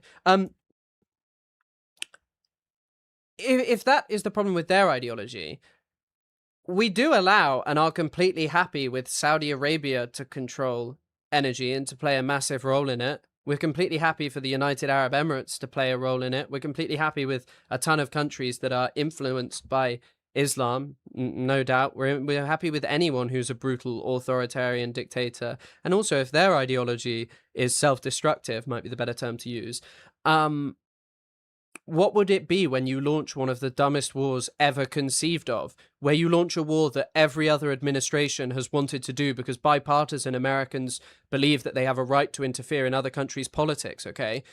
In the context of the US invasion of Iran. It is so disastrous because they knew Iran would close the Strait of Hormuz. They knew that they would attack energy infrastructure, and they did it anyway. If that is an example of like a hubris that leads you to self-destruction because of your belief in the right to control everyone around you and decide what their politics will be, I don't know what is. The problem with the world is that, you know, countries, as we discovered in World War One, World War Two, and probably throughout the last several hundred years, countries are in it for themselves. They're not necessarily good actors, and so we use strength to try to promote our own ideologies, which we believe are superior, and that's the way of the world. And if it wasn't us, Iran would be doing it, Russia would be doing it, and the world would be far worse. That's the argument for why the world's so bad for billions of people. It's bad, and it would be way worse. Things can be way worse. But what would be okay? So, like, look at Cuba, right?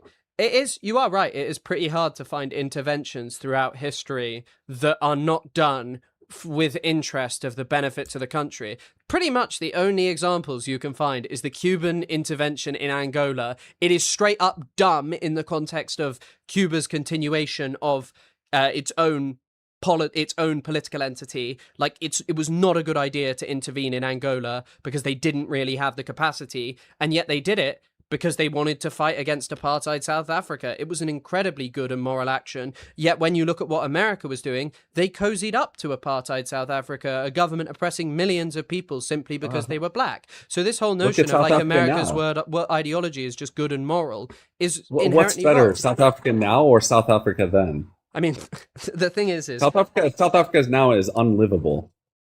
What do you mean it's unlivable? For a majority of people, many people that left South Africa, it was unlivable. What do you think? It was more livable when black people were like basically enslaved through the laws that they had there? It's always been unlivable for black people, man. Now it's unlivable for everyone.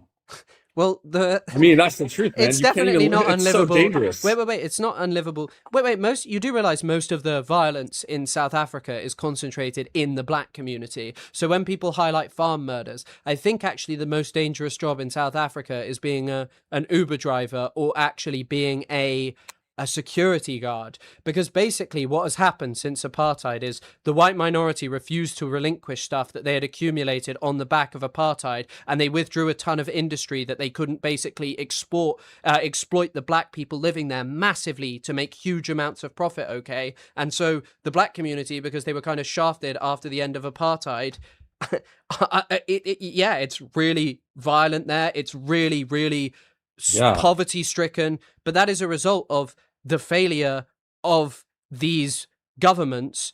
Failure of the apartheid negotiations to not enshrine private property. It's like what happened is that the regime, with all the people that moved there from the UK, they propped it up and made it a livable place. But now all forces are going against that. It's completely disintegrating. I mean, it's the violence has always been there in the black communities and the black parts of South Africa. Do you think that a country that is livable for 10% of people on the basis of having racial supremacy over the majority of people who are having unlivable lives, do you think that that's okay? It was always unlivable for those people, and now it's just unlivable for everyone. That's the only difference. What are you there? By the way, you do wait. You do realize in South Africa that there is like a black and white middle class and upper class who are living fine. Like, it's specific areas that suffer from massive poverty. And what do you think would happen if all the white people left South Africa? Do you think it would still be just as nice, or what? It depends which white people are leaving South Africa. Because if you're talking about those people who own loads of farms and refuse to sell them to black people, so the land can't be developed and loads of black people end up living in shanty towns, then I don't really see the issue with them leaving if they won't sell their land. I think it's fucking ridiculous.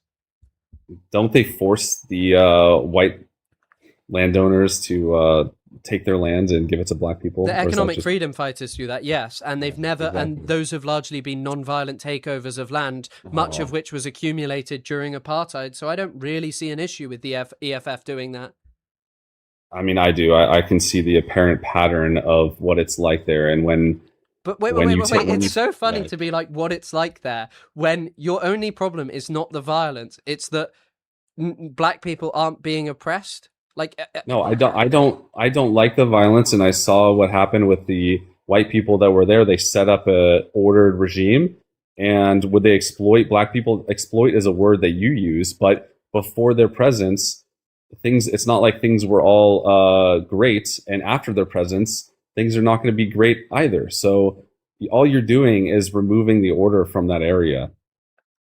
what do you think that keeping like millions of people on Bantustans and not allowing them into certain places where white people go is a good way of keeping order? I think that if you destroy the society there that was built over the last, I don't know what it is, like 100 years or something, I do not see a positive future for that Do you think area. destroying Nazism was good or bad? Yeah, I think the Nazi regime was terrible. I mean, they Why? tried to, because they were conquering the countries around them recklessly. Yeah, but from an internal policy perspective, it seemed to be improving their country from an internal policy perspective. What? Nazi Germany? I mean, it was better than the Weimar regime, right? Well, they led the country down a path of complete destruction. They expunged basically all Yes. Jewish people from public life and like allowed other companies to take over, you know, Jewish people's companies, and then they ended up exterminating millions of people. I really don't think it was better for German society in any capacity. It was definitely better than the Weimar Republic. People were starving. There was Well, I no mean, the jobs. Weimar Republic horrible. was affected by and impacted things by like hyperinflation for a multitude of different complex reasons. Hitler got pretty lucky with Yes. some stuff to do with their economic boom. Yeah, Like, so that's what I'm saying. The internal policies were great. However, was it good for internal- Jews? Wait. No. The Was internal it good policies. for? The Yeah, go ahead. internal policies were great. Like the internal yeah, policies they- were like, you know, expunging I'm not- and murdering and torturing people. No, I'm not talking about that. I'm talking about internal economic policies. I'm Yeah, but not the talking economic about. policies are also premised on that other stuff of, you know, you Uh, can't have there the was- two are not possible yeah. without one another. I disagree. I think disagree. that The also- Weimar Republic was a utter. Go ahead. Yeah, go ahead. I also think that it's just insane to have like this kind of worldview where you can somehow separate actions such as, you know, killing and oppressing millions of people because it's good for some. Like, I'm sorry, that's just an insane way to view It's the not world. just And it's some, it's probably the the sickness majority. and illness of capitalism. Well, It's the majority of people that it was better if that's for. your People if were- that's your logic in the case of somewhere like South Africa, in South Africa, the only people having a great time in a party during apartheid were like a tiny minority It's of white not- people. It's not true. It's not true. A lot of people that were given jobs because of that, that their standard of life But you know, went like up. millions but now, of people were basically enslaved in South Africa, so they'd arrest them for yeah. leaving. They'd arrest them for leaving Bantustans and then force them to work I don't. on I don't farms. support slavery. I never support slavery. But Well, why? Uh, But why not? They had a job, and it was like, what if they gave them? No, what if they gave them like slavery- 10 pence for per day? No, I don't believe in taking free will away from anyone. I So think why do you that believe slavery- in? So why do you believe in like it's acceptable moral order to have Palestinians kept? Sorry, not Palestinians. Excuse me. To keep black South Africans just in like Bantustans. Why is that like acceptable or like nice or good policy or order that is not worth tearing down? If that's what order looks like, I think we should smash it and prosecute all of the people who were involved in it. And I don't think we should have concerns about what's going on for these gents afterwards. Here's my argument: is do you think things were better before there were any white South Africans? Do you think things were better for the people living in that area? I mean, No. I think for No, it millions of wasn't. people, yeah. Well, for the people that are being enslaved, yes, but And I for think that that's everyone the else, majority of people who live there. No. So, yeah, I I don't think think it so. probably was. If you ask the average South African, it probably would have been better if it I- wasn't for being enslaved. no, I don't think that the majority of people were being enslaved. Would you think that in most people South living in apartheid South Africa who were subjected to living in Bantustans and to this day experience inequalities from apartheid were like, yeah, you know what? These white people have brought some great order to our country. I think for some people, it was resulted in a worse way of life, but I would say the majority of people, it rose the general standard of living. That's what I think, and I think So it's a that good if you- policy to pursue. That's a loaded question, but if it generally increases the quality of life for the majority of people, generally speaking, I mean, most people would support So that, you what's know? wrong with Nazism prior to the country's like final collapse? Like their policies, getting rid of all those Jewish people, getting rid of all of the Yeah, people. yeah. Basically, one of the logics for that was like Germany had this huge expansive empire and they couldn't feed all of the people, so they started making calculations about, yeah, if we give this person a certain amount of calories, they can work in the mines, okay? Um, like, Yeah. do you not see the problem of this logic of like where this ends up of like, yeah, what's good for a certain amount of people that I define and what's good for order is just like okay and acceptable? No, like for the case of Nazi Germany, you know, Weimar Republic, horrible, people starving, people dying, extreme, terrible government. Hitler takes over, internal economic policies that lifted people up and made their way of life better. Great, that's all great. Once he starts to make his entire thing about invading other countries around him endlessly, dominating the world, unaliving people, putting them in concentration camps. All of those things are terrible. And if he had just stuck with the first part of what he was doing, Yeah, but he could have actually been a great leader. during the first part, they were like executing, torturing, and killing and disappearing still huge amounts of people. Yeah, every single Like they stole country that loads has of they stole like loads and loads of businesses from Jewish people. I understand that no country has ever been perfect in the history I of the don't world. think that's just like not perfect. That's like you're literally like thieving I stuff mean, from Jewish people man, because every they're country has inferior in his every belief. every country has discriminated against some, you know, small minority population. No one's Yeah, ever been and perfect. the thing that we should the thing that we should work on and move towards is eliminating that. But like the problem is that Agreed. your logic is basically like, yeah, you can do a bit of bad, including persecuting millions of Jewish I people, don't agree with outlawing that. all No. political parties. Well, I mean, you have agreed with apartheid in South Africa and said like it brought awesome order to the country and that No. it was better for people who lived there. It was better for people who lived there. Okay. I will get off in 1 minute because I think your chat wants me to get off, and I think you can bring up someone else. But I would say that if you agree that it generally rose the standard of living for the majority of people, then the majority of the people would probably, you know, I think agree with that. I think my morality will not allow me to ever accept that that is an acceptable way to live your life when the way in which you're raising living standards of people is premised on persecution of other human beings. I don't think it is entirely premised. I think everything, discriminates in some way, and that's not good. But I don't think the entirety of it is based on slavery or it's just like America's founding. Not the entirety was based on slavery, but some Well, of it most of was. it was, and if it wasn't based on I wouldn't say wait, that. wait, you are actually correct about that because the other half was based on killing and removing indigenous people. I think there's a lot of great things that came out of America resulting from the hard work. I think it's one of the worst advents in the world. Okay, well, this is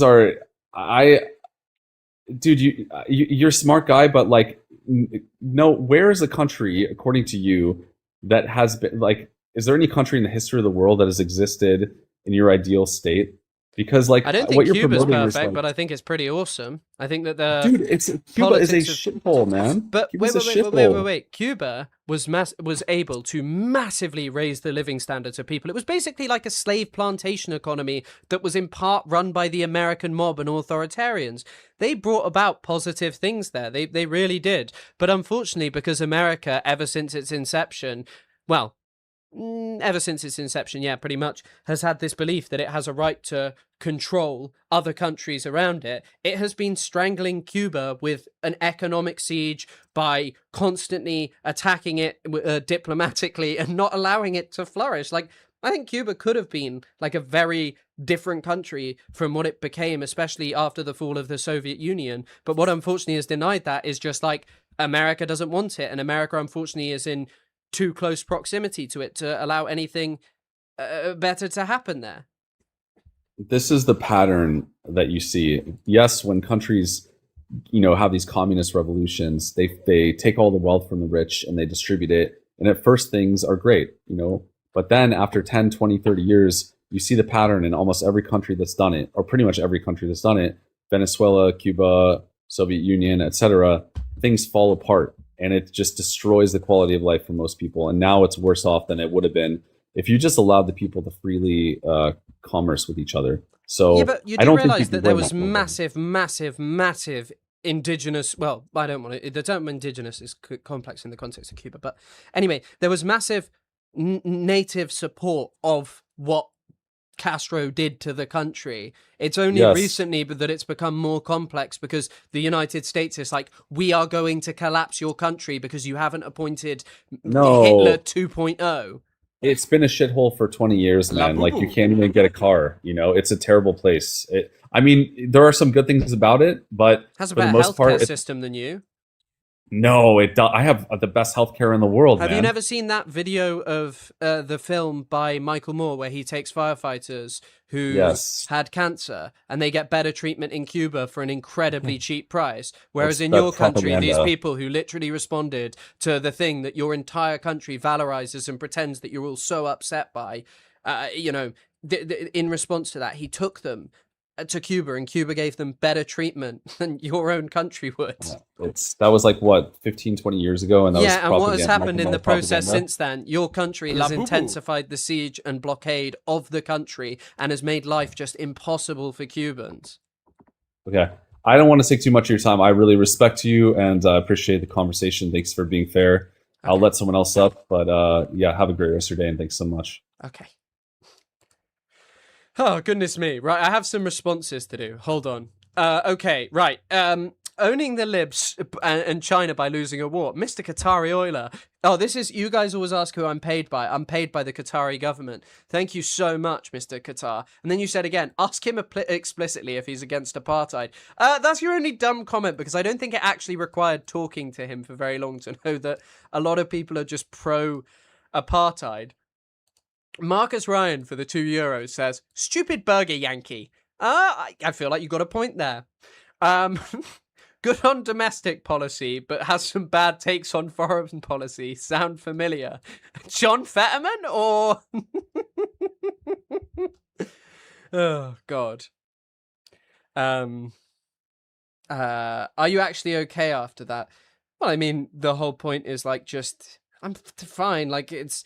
To be honest, that is what I expect the average American or average British person or average Israeli person's opinion to be. We are superior over other human beings. Fucking hell, there have been 77 people arrested in the UK. Also, thank you for sending the manifesting Bahalu and the mustache and hat. Thank you for everyone who gifted. Thanks for the roses. Thanks for the glizzy overdrive.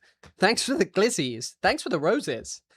The apartheid government had invaded our neighbours, so I have no idea what he was talking about. No, you don't understand. When they were invading Namibia and occupying it, they were just bringing about order. That is the average American. I think that you should probably have a realization that that's also the average British person, that like the British Empire was kind of epic and cool.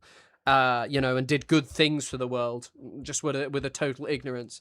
They were arrested for protesting. Arrested for protesting and showing support for a prescribed terror organization, aka Palestine Action. Are you South African? Yeah, you might know my father, Nelson Mandela. No, I'm not South African. I have no South African heritage, neither Afrikaner or... I love burgers! Or South African. Mephisto1, thank you for subscribing a tier 1 over on Twitch. Thank you for supporting the channel. Incredibly appreciated. Wow. Average W.S. Eston. That's a good point. West Eston. Labu.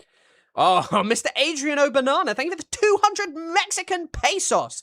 Maybe I am naive, but I don't know if he wants a better future or not. But it seems he can't imagine one. What you don't understand is we have to live under oppression of the Burger Reich forever. Thank you so much. I love burgers! Thank you for supporting the channel.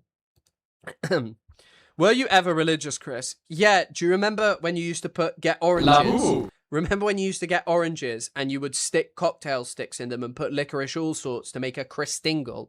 That's how religious I was. And we used to do an Easter egg hunt.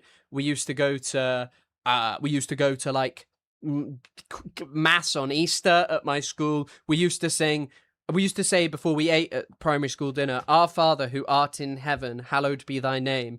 Thy will be done, as earth as it is on heaven. give us this day our daily bread, and forgive us those who trespass against us. I'm not actually sure. By the way, thank you so much, Adrian, my man, my goat. Thy kingdom come, as thy will be done. I do apologize. That was outrageous. That's actually probably one of the most disgusting things I will be doing. And when I go downstairs, I will be repenting very hard. You were Catholic, Chris? No. So I went to a C of E, a school that wasn't religious, but it was like C of E, kind of. It was next to a church, basically. And so we had to go on Christmas. I love the Christingle. If you've never made a Christingle, that shit goes crazy. Even though I fucking hate licorice all sorts. So, yeah, it was good when they let you put, like, wine gums and shit on it and a candle, and they let you play with that. That shit was fire. The way you still remember it. I think it would be hard not to. Mayo44 said, Am Israel Chai. Nice, good for you. It's good to hear that you feel so open of declaring your support for that genocidal terror regime. I shout out the Father faster than Eminem. Not a genocide. Well, the world doesn't. I love burgers! The world doesn't think that. Hey, P1 Plate, thank you for subscribing with 2 months of Prime over on Twitch. Thank you for backing that shit up. Go on, Chris. Thank you, P1 Plate. And Palestine Chai. I don't know if I'd say that. When did you stop believing and why? I never really believed. I just went to school, mate. I didn't really believe. I feel like the only thing that interests me about it now is like Hegelian interpretations of it, that basically Jesus died on the cross and that God is not omnipotent and an all-powerful human being, and that kind of interpretation, like, of radical love is something that, you know, I think is a fine guiding principle to have. I think unfortunately, I love burgers! I think unfortunately the manifestation of Christianity has not been that in a lot of cases, and especially what you see now. Oh! I love burgers, and living in Israel. Nalangium, thank you for the 5 gifted, my man. Thank you for supporting the channel over on Twitch. Terracotta, you're just spamming heinous stuff about Palestine, which is, you probably think is very cool, but it's just ignorant and annoying. And the vast majority of the world is just like, come on. Yeah, this Terracotta person tried to request to join, but I think I'm good. Oh! I love burgers! Mr. Trove Tales. Thank you for the 1 gifted. Thank you for supporting the channel, my man, as always. And Kitty McWhiskers, enjoy.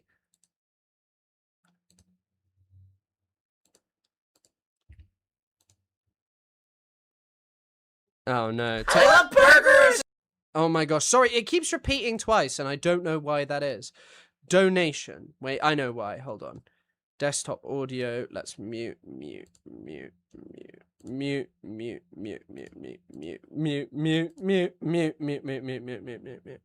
Okay, right, let's work out why that keeps happening. That should be fixed. Isn't Israel a Jewish supremacist state? You've hit the nail on the head there, my man. I think that's a very apt description. Hippie carpenter hoisted by his own petard. Interesting commentary. Well, Terracotta tried to join, and then he didn't join, so I don't know what's going on there. I don't know if you just muted him. Would you ever do debates with people who are anti-immigration? I feel like when it comes to Palestine, I just know more, but, you know, my kind of beliefs about immigration are pretty simple in the sense of, like, I just believe that human beings... Welcome to the Burger Reich. Welcome to the Burger Reich. It's still going double, and I don't know why. I still just believe that human beings, okay, just want to live their lives, and that the vast majority of people come over here with the goal of just assimilating and being part of British society, or sometimes not, because all they want to come here for is a job and head back home, which is totally fair enough. But it's also that there are just so many more opportunities, and I think we need to fix the root problem of immigration, which is basically the destruction of many different places. Mr. Hyper J, thank you so much for becoming a member over on YouTube. That is crazy. Thank you for supporting the channel, my man. I love that. I love that. I love to hear that.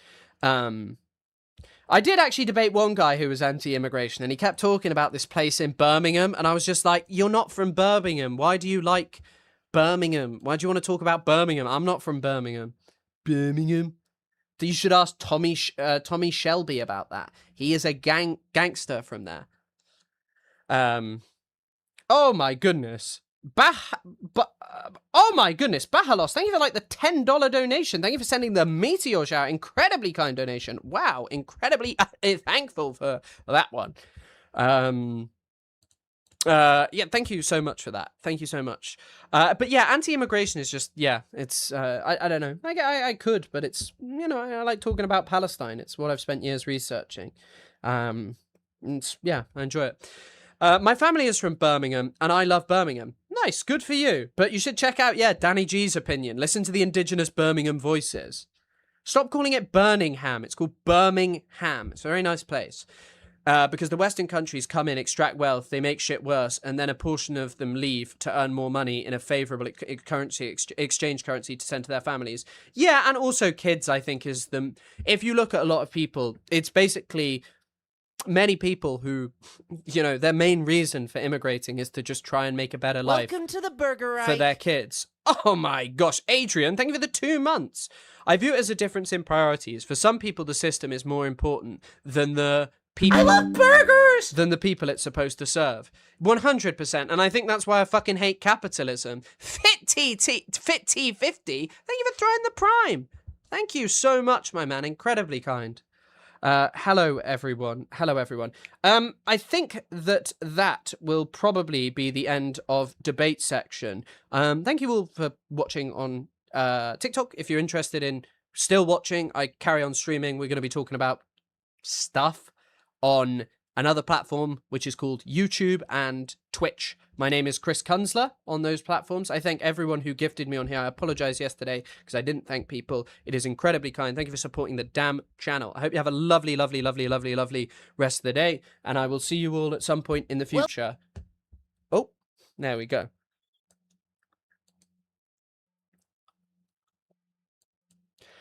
Okay. Some guy keeps asking me if he can tempt me in Islam. Probably not today. To each their own. I won't disrespect your religion, and I believe it is your personal engagement with God, and it is your prerogative to be getting up to that. So, yeah. Okay, fellas and NBs and everyone else who is here. I am gonna fiddle about for a second. You know I love doing that. I have just realised. Hold on. I'm your wicked Uncle Ernie. I'm glad you can't see or hear me as I fiddle about. Well, thank you for throwing it my way, Fit T. I assume that's Taha, but I don't know. It could be a different person. It could be a different one. I don't know. Birmingham gave us Sabbath and Godflesh, so it's good in my book. What on earth are Sabbath and Godflesh? One does not go to poor places for self-enrichment. The third world is rich. Only its people are poor. And it is because of the pillage they have endured. No, it is because order exists there. Chris, you nefarious little tart. That is an interesting comment. Very nice one. Maybe I will just now spend my time watching Parenti Yellow, being yellow. Also, I don't know if any of you have heard this. Sorry to just jump right into a story. You know, there was a massive mutiny in the Israeli military today. And I was like, okay, why is this happening? Unsurprisingly, it is for the dumbest reason. Wait, did someone say Black Sabbath? Wait, did I just read Black Sabbath? Oh, shit. Yeah, okay. Well, I know who Black Sabbath is. Also, Langiam, thank you for gifting the subs again. Incredibly kind. Thanks for supporting the channel. I know Black Sabbath. I know their song where they go, generals gathered in their masses, just like witches at black masses. I don't know Godflesh though. The people demand piss parenti. Okay, right. So, in case you missed this, about 100 occupation soldiers from the Givati Brigade abandoned their post at Suri Taiman and left their weapons behind after a dispute with their battalion commander. The battalion had just returned from Lebanon and was preparing for deployment in Gaza. Ma'ariv is calling it the largest IOF mutiny in history. So, I've been speculating why this might be the biggest mutiny in history. I said they were told they couldn't kill children anymore, so they abandoned post. As it turns out, that's not true, surprisingly. The actual reason is almost just as funny. It's because the like head of the IOF in their area destroyed like their pictures. He like smashed up their signs and pictures with a hammer and told them they weren't allowed to haze people. And there is only one image of this available, which is this one, which is crazy. So the image that they seem to be upset about losing is this one, which says some Hebrew words, which I think there may be one of you who might be able to translate. Might be able to translate this if you can. I don't know what this says in Hebrew. It's probably flipped the wrong way around for you. So, yeah. But it seems to be a dragon burning a bat and a chicken and a woman or a female lion, I think that is, wearing a bikini, which, you know, creepy IOF soldiers. But it also seems to be a dragon burning London. And so they've all abandoned post as a result of it. Like, this is actually true. Timon? Is that Parliament in that painting? Well, that's Big Ben. I don't know why there's a dragon burning London. I actually have no idea. I really don't know why they were burning this down.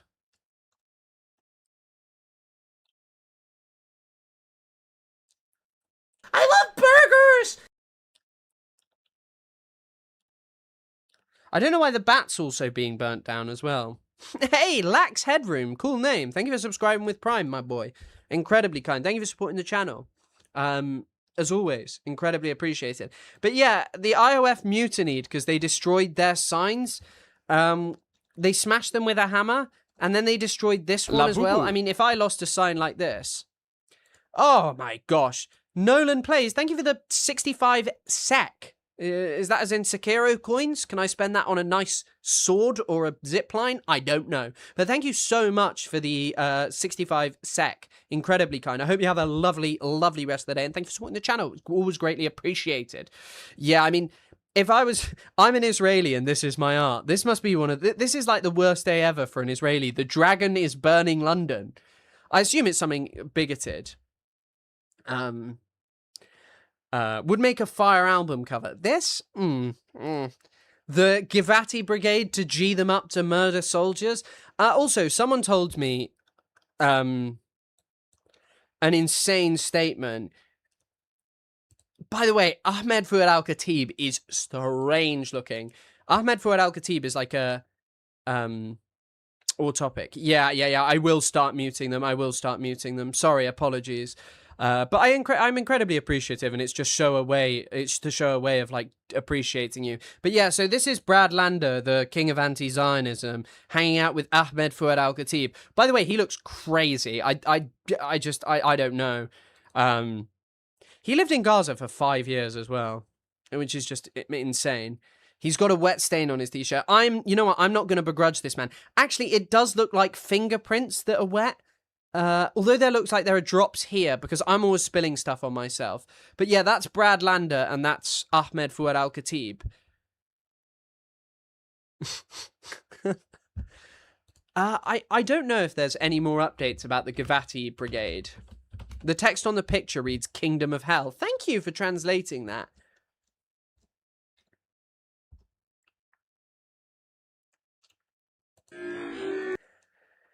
I mean, they're all of the things that there's another, wait, there's another image here. There's another image here, which is just a Reaper and TER, which one has to wonder what's causing that. But yeah, I mean, Brad Lander is someone who I'm not going to be sitting here and giving something positive or anything positive to say about. Yeah. AFA must have some sociopath tendencies. How could you do his job? Because, by the way, there are always collaborators. Like, it's not that surprising. Like, let's be real here. Like, people collaborating with, you know, the people who oppress them. People who've done worse than Ahmed Fouad al-Khatib, certainly. But yeah, this is like a horrible meetup. You got the End the War gang and the the Ethan Klein thing. The Ethan Klein fan club. But does he even like Brad Lander? I don't know. He probably thinks he's too radical. Anyway, so Naftali Bennett had this to say, and I feel like this tweet will be appreciated by people on here, but not everyone. I yesterday announced that if I become prime minister, I will declare Qatar an enemy because Qatar are terrorists in suits. That's the only difference between Iran and Qatar is that Qatar wears suits and they pretend to be all Western and all advanced and all progressive. But these guys have been funding terror across the world. They funded. It's really, by the way, it is so funny, this notion that Qatar is like a massive funder of terror and it just also hosts the biggest US base. I love this contradiction. I love this contradiction. Jabhat al-Nusra. They funded Hamas. Qatar, yesterday. Double evil, Jonathan Greenblatt. Yeah, I know. By the way, if you're declaring Qatar an enemy, you are just unserious as an Israeli. Like, anyone who talks like that is really unserious. There's a reason Netanyahu hasn't gone after Qatar, like, genuinely. Because, obviously, what's the point? Like, genuinely, what's the point of going after Qatar? Who would do that? But then, as I said, I bet Ethan and Hila Klein are loving this. I was really trying to work out whether Hila and Ethan Klein support this guy, but I can't find that. Also, guys, have any of you heard about this text? Hi, this is Christopher Nolan. I need you to send me a $50 Amazon gift card to help fund the Odyssey 2, Odysseus Returns. I have Robert Pattinson with me. Get these beggars out of here. That's a good tweet. I like that. I like that. I love that video. Wait, Wow Mao had a really funny tweet in relation to that. I'm sure you all saw it. The Wow Mao tweet about this. Wait, what's Wow Mao's actual name on Twitter? Oh, Mao Wow. Sure, why not, bro? He posted the clip of Robert Pattinson saying, somebody get these beggars out of here. Saying, when you ordering pizza and the broke homie say, get some wings too. And he changed it to say this. I'm not going to show it just in case. Sure, why not, bro? I got you. You're my friend. Very clever gentleman. Very clever gentleman. Meeting, we're quite Oh, God. strong words were spoken between you and Mayor Mamdani in New York. I said, when you're mayor. Fucking hell. Rahm Emanuel is just saying some insane shit. He's half Bahraini. Who's half Bahraini? Who's half Bahraini? Wait, who is half Bahraini? Ahmed Fouad al-Khatib or Wow Mao or Mao Wow? Or who is half Bahraini? I don't know who is half Bahraini. The bald guy. Which bald guy? Wow Mao. Oh, I have no idea. I have no idea whether he's half Bahraini. Yeah. Anyway, did I have any good funny videos? No, I didn't really have any good funny videos today. I guess we can just do a little bit of Iran war updates, which interesting. So, apparently, the strike yesterday was intended to demonstrate that Iran could disrupt shipping and energy supplies more broadly if it chose to escalate. Also, I'm really sorry if the stream's a bit disorganized today, because I had to do most of the planning in the foot doctors, because I got new soles in my shoes, and I got new soles in my shoes. So yeah, Ahmed Fouad is Palestini. Yeah, I mean, I don't actually know the answer to that. I don't know if you saw the clip, but Ethan called into GUM segment to say that Qatar is worse than APAC. Oh, silent Scythe, you missed out on some utter gold when I was reacting to that. You missed out. We did that. That was great. I love that. I guess we don't know. Maybe everyone is Bahraini. Maybe the guy was just talking about me being Bahraini. But yeah, the stream's a bit unplanned. But anyway, so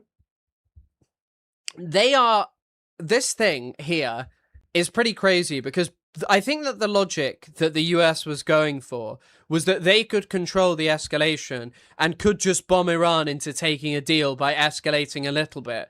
But then Iran have just ended up bombing massively like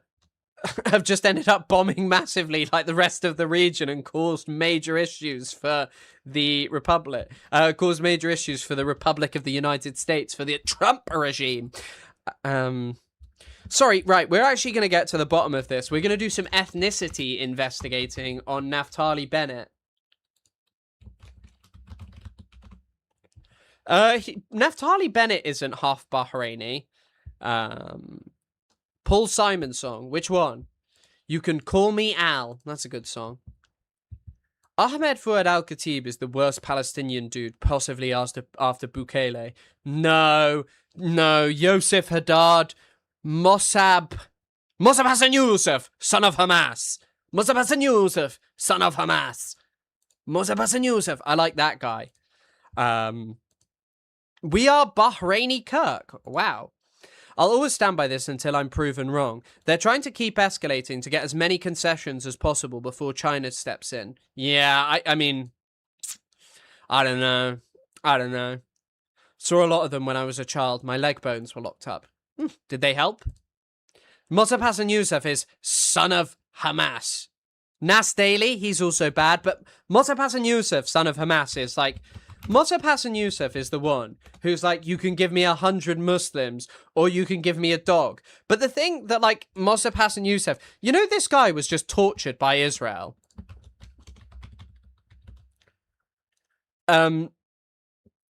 Mossab began to question who his real enemies were, the Hamas leaders who tortured their fellow Palestinian prisoners, or the Shin Bet who arrested and imprisoned him. Over the 16 months that Mossab was in prison, the answer became clear, and this persuaded Mossab to go undercover for Shin Bet. Gonan was his code name. Whose code name was Captain Loai, became Mossab's handler. Mossab's reports led to the arrest of several high-ranking Palestinian figures. As we worked together to prevent the deaths of hundreds of Israelis and Palestinians, the two of us became friends. Brilliant.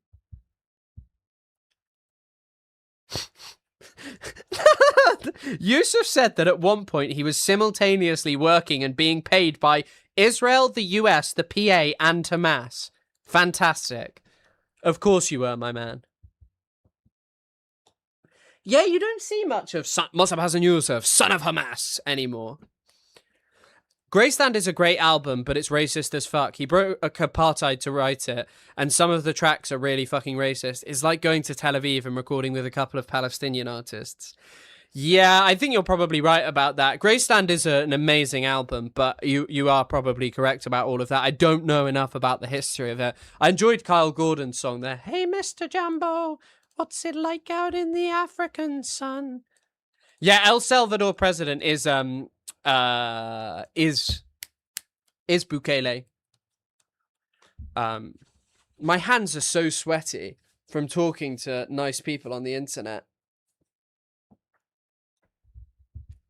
Okay, this is the other news that people kept messaging me about. People are beginning to gather outside of Westminster Magistrates Court after activist group Defend Our Juries announced a mass show of support for prescribed group Palestine Action, which I do not support at all. Of course I do not support Palestine Action. They are a prescribed terror organization. And they are, I think it is fair to say, the most evil organization that has ever existed. Anyway, expressing support for Palestine Action is an offence under the Terrorism Act. Officers have begun to making arrests. I read that wrong. Updates on today's policing operations will be posted on this thread. You know what's crazy? How much public money is just spent on sending these bunch of chuds into arrest people? Do you condone Palestine action? Yes, I condone Palestine action, although none of us will be condoming in the near future because they're too expensive. Your hands get sweaty from talking. I don't know, it's hot and I'm debating and my hands they're really sweaty, okay? I can't use them. What if my hands got so sweaty that I accidentally showed something inappropriate? How would you feel about that?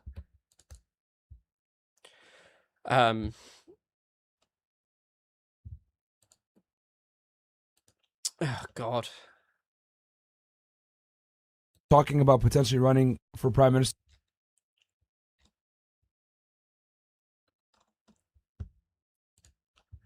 Anyway, right, let's continue with this. The law is clear. Expressing support for prescribed organizations is a criminal offense. Anyone doing so can expect to be arrested. There are any number of ways to express views on the humanitarian situation in Gaza or on Israeli military action that don't involve criminality. Doing otherwise is an intentional decision and one which has a detrimental impact on the public, court staff, victims and witnesses attending court and those trying to go about their lawful business in the local area. It also affects Londoners more broadly, whose local police officers are withdrawn from communities to police this operation. I love how one of their justifications is like, yeah, we're taking police away from where they actually should be to arrest people for supporting Palestine action, which is like, yeah, you shouldn't be doing this. The police are already stretched thin, you know? So, doing self-inflicted genocide because of no aircon. Trust me, mate, I wish we had aircon.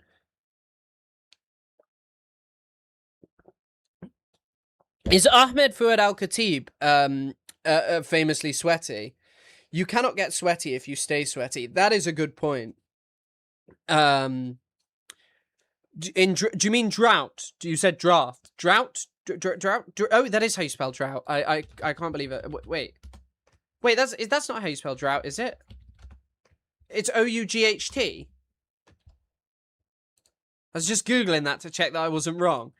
But no worry. It's O-U. It's just with an O. It's not an A. I don't know if that's a Welsh thing. Who knows? Anyway, the fact is that there are no hearings related to Palestine action taking place at the court tomorrow makes the decision to continue with this event all the more nonsensical. Even at this late hour, I would urge those intending to take part to reflect on their decision to do so. Officers have arrested 77 people. The majority of these arrests have been for expressing support for a prescribed organisation. 4 people have been arrested for encouraging or insisting a criminal offence. Police officers remain at the scene and continue to make arrests. 117 people have now been arrested.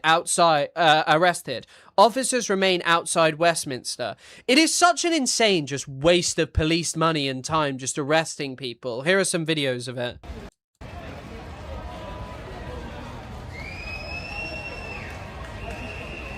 God. I do feel like you've got to admit these old people are so based over here. Well, generally, these old people just getting arrested is just incredible. The level of commitment is truly impressive. But I guess the thing is the same with like other things. They're like, well, what are the consequences going to be for me?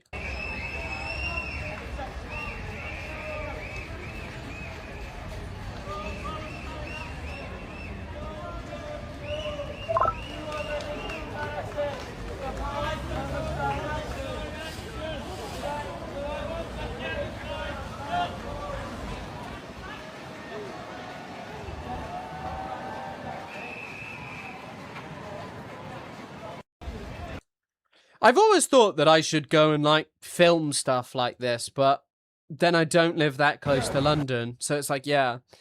Death of police by consent, of policing by consent. The police aren't obeying their own Peel values, as in Robert Peel. Also, they've gone floppy. They've gone floppy. The Grand Tifa. It makes me happy to know my 70-year-old parents have radicalized in the US as well. Boomers are not all cooked. Yeah, to be honest, you do, like, anywhere that's rural in the UK, especially when I was in Exeter, the amount of old people who are just, or older people, I should say, who are just like, I fucking hate Israel, is truly an impressive thing. Do you know if these arrests go on your oh yeah, these things go on your record? People are going to go to prison for this, by the way. They're going to send people to prison. It is fucking disgusting and insane. Like, of course, like, I couldn't go to Canada if I, that's the point of all of this stuff. It's taking an actual action for something related to Palestine that has consequences against the Israeli genocidal machine. When you do that, the government does everything in its power to even arrest people who support it, That's why, because they know that there's so many things that they can take away from you, such as your ability to just travel and move around. Yet another reason we should get rid of borders.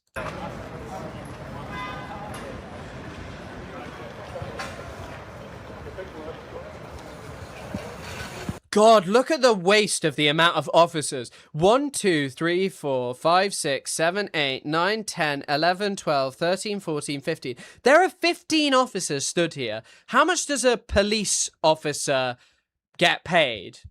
A lot of money. A lot of fucking money, I assume, is being spent in this image. Make a splash in Canada. You will definitely be allowed in after this. Who the hell is Avi Lewis? Why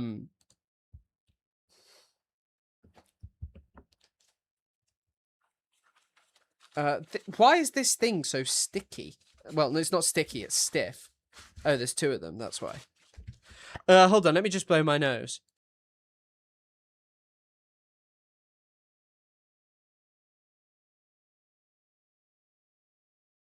It's also really funny that the top response is this guy, Corey Bantz, going, you can protest for Palestine without supporting a terror group. And it's like, if Palestine Action are a terror group, which of course I respect because my government has designated them as such, and you guys know I am, the thing is like a lot of people who tweet stuff like that are probably pro-Israel. But the difference between me and them is like, I'm the #1 respecter of UK and any country's law that I am in. I love that country's law, 100%. But the thing is that those people, like, if that is designated a terror organization, but the IOF isn't, then I don't know what to say to you.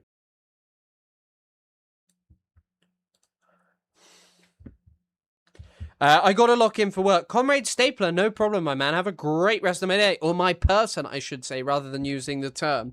I'll search up Palestine Action, but it wouldn't surprise me if I go to prison for mentioning Palestine Action. Google Naomi Klein, husband, NDP Party Socialist in 3 months. Interesting, I will look into him. I have heard people talk about him. So wait, so the Supreme Court has granted permission to appeal the Court of Appeal judgment on the Palestine Action ban. We will be arguing in the Supreme Court that the ban is unlawful as it is disproportionate to free speech and the right to protest. Oh, that's actually really good. I'm glad to hear. I'm really glad to hear about that.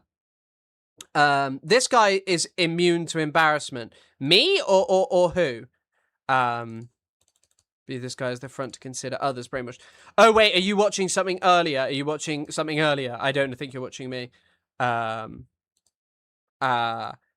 Kunstler condemns Palestine Action and does not know the name of Soldier F. Yes, I am 100% sure of that. And do not post it, Marcus, or that will be your final warning. And I will show you what George Orwell was talking about. George Orwell. Anyway... This is unfathomable. This is also the thing. When one of you earlier was saying, like, I do agree with your position that, like, a more competent politician is dangerous, in some ways, 100%.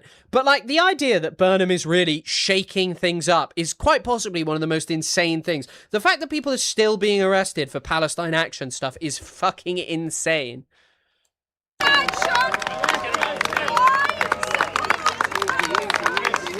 She's gone floppy! She's gone floppy. The old lady has gone floppy in an act that I condemn because it is illegal under UK law, and I am the #1 law respecter.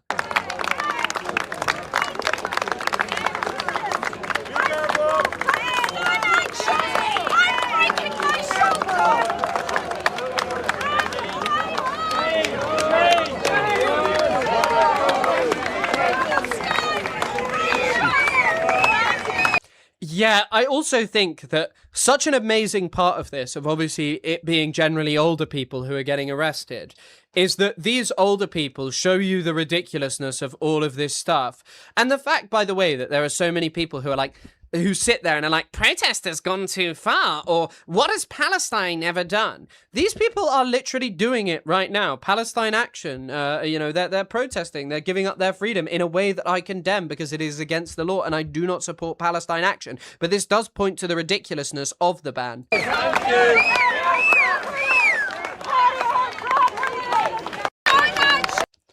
Like, it is genuinely one of the most insane things to say. Around 50 arrested. What's Andy Burnham got to say for himself? You know, this guy used to be an advisor to the king. I think his name is Jonathan Porritt. So let's have a listen to what he said. Anything to say, friend? Free Palestine Action. I am a supporter of Palestine Action. Trying to save lives is not... God, look at this guy. Oh, imagine this being your job. Imagine this being your job. Arresting some old man who says, I support Palestine Action. Is that what you joined the police force for, mate? You probably joined it so you could bully people because you were bullied at school. But, you know, I guess bullying an old man is pretty easy. Terrorism. Exposing this government's complicity in genocide is not terrorism. God, look how many fucking police there are. I support Palestine Action, and I hope others will too. Thank you.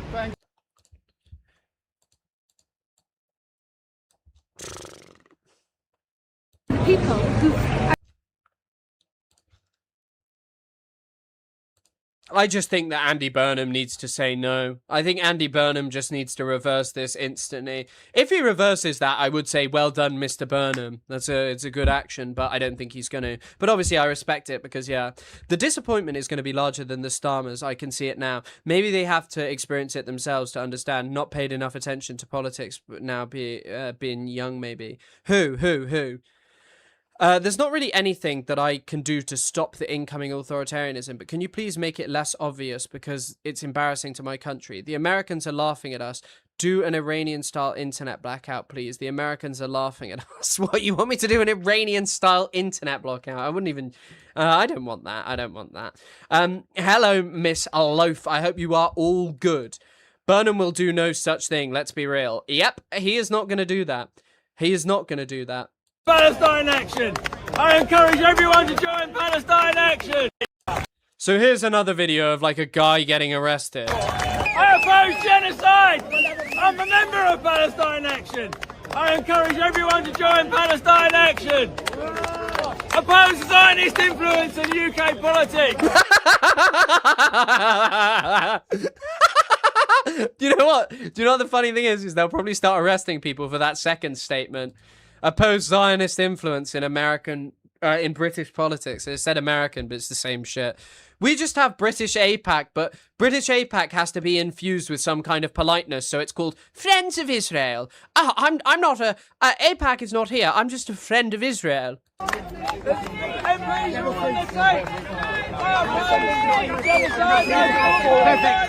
lady here. Under arrest under terrorism act. Please take him. Everyone to join. But it may harm the defence if you do not mention in question something which may alarm. And if you do so, maybe give her an evidence.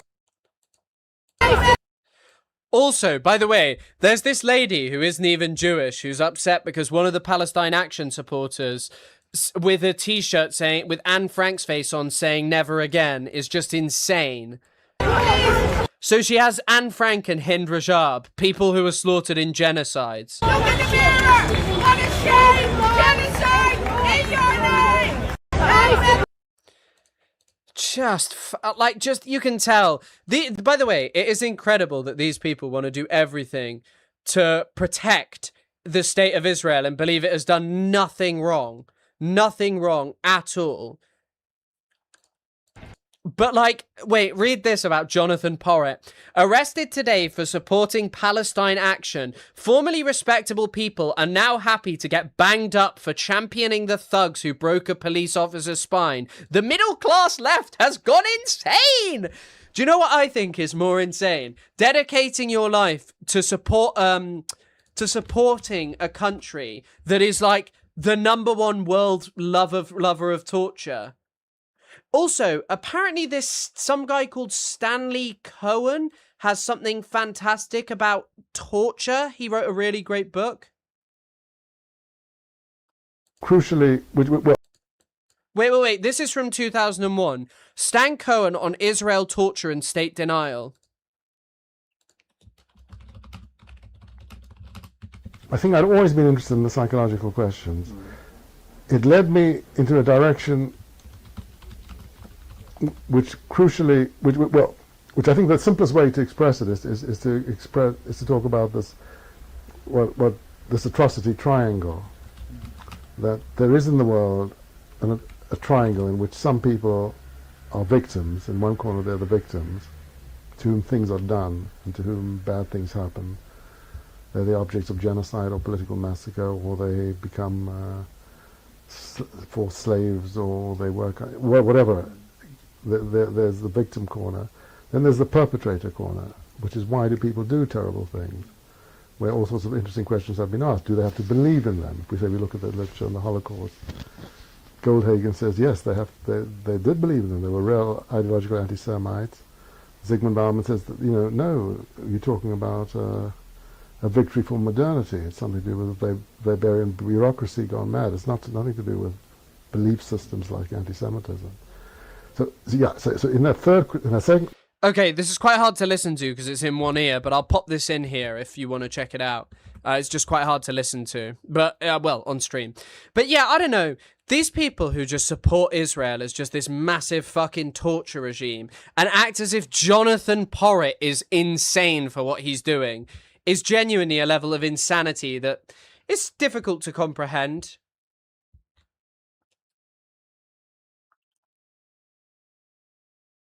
Like, look, read these statements from this woman who's like, every Jewish person is under attack in the UK, okay? Vile Palestine action supporters are creating chaos outside Westminster Court. What I don't understand is why the police didn't stop this from happening in the first place. Pro-pallies are getting in the faces of police who are losing patience. This could have been avoided by putting conditions around the court. Genuinely, I think if you support Israel this much, there is no hope for you. Like, you need to be, re-educated at this point. You need to be sat down. And actually, you know what? You probably need to be sent to prison. If you have willingly turned yourself into a propagandist for a genocidal state where you have tried to build a career and been on the take as a result of this, it's prison. It's prison. And like the Sopranos quote, maybe if you sat and read War and Peace for 10 years in a cell and had a reflection, except you've got to read Ilan Pape's books for 10 years. Like, I don't know. I genuinely don't know.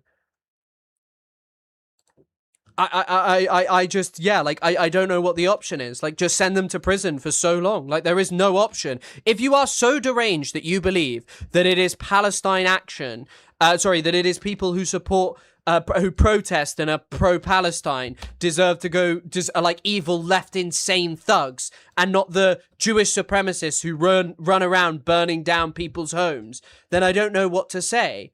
I genuinely don't know what to say. Yeah, also, that pro-pallies term is always used by bigots. Marcus, because this is a specific individual who worries me, I'll remove that comment. You can't say that. You're not supposed to say that. Oh, wait, were you saying that she looked like someone called with the name Barbara? I don't know. Anyway, yeah. Defend Our Juries have been planning this escalation for a while to provoke the police. They're inciting people to take one step further by saying they're members of Palestine Action. Why haven't the organisers been arrested? Wah! Wah! Wah! Wah! I love Israel. I love Israel, and I believe everything is anti-Semitic. Here's my response to anyone doing anything to protest against Israel. Wah! Wah! Wah! The more normies see Heidi Bahram, people are genuinely going to actually become anti-Semitic. I'm not going to lie. Basically, if you make it so, if you disagree with the majority of Jews, that means you're racist against Jews. You're going to get more cases of bad empanada JQ posting on the main. It's out of the hands of the pro-Pally left. Please don't use the term pro-Pally. Also, I don't know what bad. I haven't seen him posting about the Jewish question. But what I'm talking about is. I mean, I don't even think it's. I think that the bigger thing as well is okay. So that lady, Natasha Hausdorff. I tweeted this out yesterday. She blocked me, by the way, which is sad. My queen, all of my queens blocked me. Although Alika Lebon hasn't blocked me. So Natasha Hausdorff said this yesterday. Melanie Phillips hits the nail on the head on the new blood libel of settler violence. Settler violence blood libel. If you think that is a blood libel, you are genuinely of the opinion. That Jewish people are like incapable of doing anything in the world that is wrong, like anything wrong. Yeah, she blocked me. Well, pug loving mama, all of my queens be blocking me these days. You can't block your spouse, silly. Yeah, Alika has not blocked me, so you know. The Queen of Iran. Which would you rather have? Musab Hassan Yusuf, son of Hamas, son, or Alika Lebon, daughter of Iran, daughter. Pro-pal. Okay. I know it's just for the shortened comments. I just, there's something about it that I just find it's some of the like snide, nasty Zionist propagandists who are like, the pro-pallies are at it again. And it's just like people who, belong in prison in any fucking decent world. Anyway, so there are reports of a Saudi attack in Houthi-controlled Sana'a, Yemen. Wow. It is crazy seeing the size of bombardments like that. And also there's just like some Yemeni kid, maybe, that just looks like they're playing around. Let's have a look at what Fatux is saying. Oh, damn. Sorry, this is... We'll keep up with the news. UEFA is boycotting all FIFA competitions. UEFA and its national association will not participate in FIFA competitions. UEFA and its 55 member associations stand as one. We unanimously and unequivocally reject FIFA's proposal to transfer ownership interests in the World Cup and other FIFA competitions to private investors.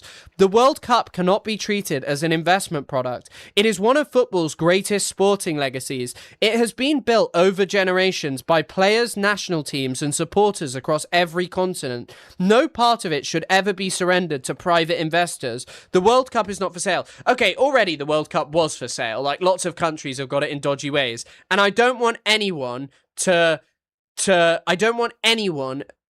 make out that the World Cup was like fucking awesome before. Even in South Africa, by the way, loads of people got their houses destroyed. Also, all of those legitimate FC Palestina shirts are sold out always. I will get one. You guys are going crazy on the memberships. You guys are going crazy up in this business, this membership business. So maybe I should get one. Maybe I should get one. Okay. It is both Yeah, I mean, if it's sold to private investors, they might just shut the women's competition. Although the women's football is a massively growing sport. So, you know.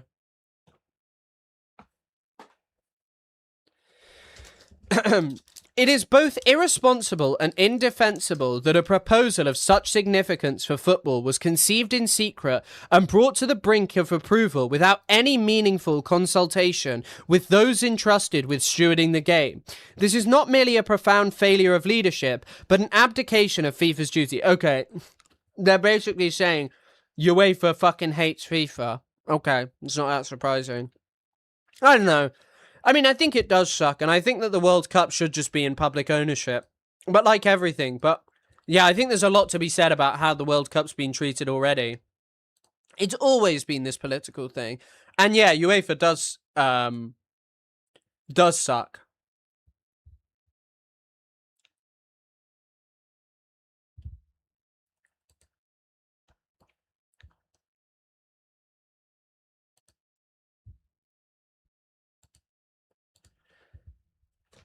isn't the biggest women's sport in the US football? Probably. I don't know. Surely basketball, actually.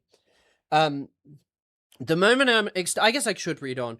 The moment external investors acquire ownership interests in FIFA competitions, football changes forever. Commercial return becomes a permanent obligation. Investor expectations become a daily pressure. From that moment onwards, wait, is this not already how it is? Like, I'm sorry. Football has been headed this way for a long time. Next World Cup is finna be in Israel. It's not just gonna be in Israel. Every team will have to play against Israel in the group stage. They all just have to. Every single team has to play one by one against Israel. They just all have to play them, and Israel has to be clapped by all of the fans, or they get arrested. That's what's gonna happen at the next World Cup.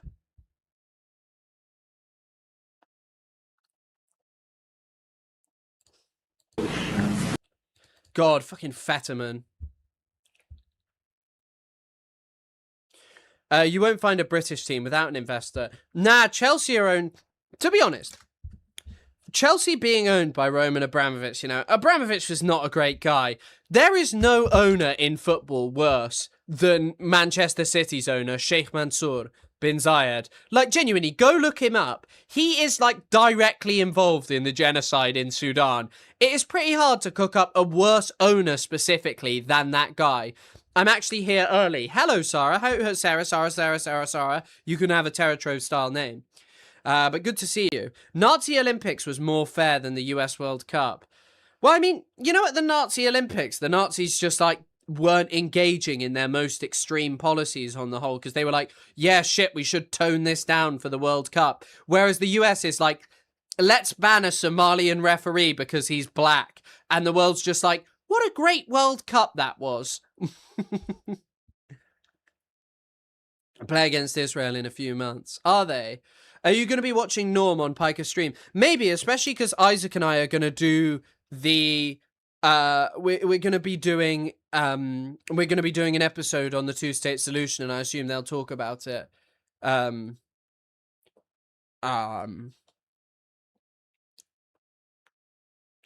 Ryan Reynolds owns a team. He's probably a cannibal or something. Yeah, he owns Wrexham though. I like Rob McElhenney, although the plastic surgery is crazy. Oh, I've messed with my chair. I shouldn't have messed with my chair. West Ham owner is a nonce, is he? And now Chelsea is owned by Americans. Yeah, also evil Americans with Emirati money as well, I'm pretty sure. ICE arresting people outside of stadiums. Wow, what a great football game. I shouldn't laugh because it's a repugnant action. I thought that was going to be yeah. I thought politics was saying that, but we just played Wrexham today. Who won? It doesn't show other channels than stream notifications on the app, but I can't be asked using desktop. Fair enough. Tottenham Hotspur, but yeah, Tottenham suck. Tottenham are terrible. Anyway, Europe's position is clear. We will never lend the model of our legitimacy. No one has the moral authority to sell what they merely hold in trust for the next generation. As a result of today's discussion, no UEFA national teams will participate in any FIFA competition. Who are UEFA national teams?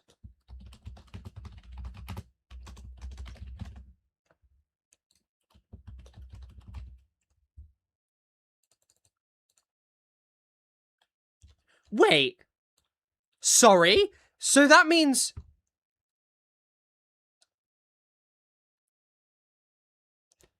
Sorry, does this mean that England won't play in a World Cup? Oh, Israel won't play. Guys, everyone should play a great trick where they all leave UEFA apart from Israel. I hope Norm just spends the whole time complaining about interpersonal feuds he has, and every time Hassan tries to get him back on to Palestine, he says an ancient slur no one has heard said for 70 years. I mean, go read. When people recommend his book, The Holocaust Industry, the stuff he's saying about Eli Wiesel, like, fair enough, critique him, but it is just like page after page after page of this kind of stuff. He just really does not like Eli Weasel, which is fair enough, but he does just really hate him. And you can kind of infer that.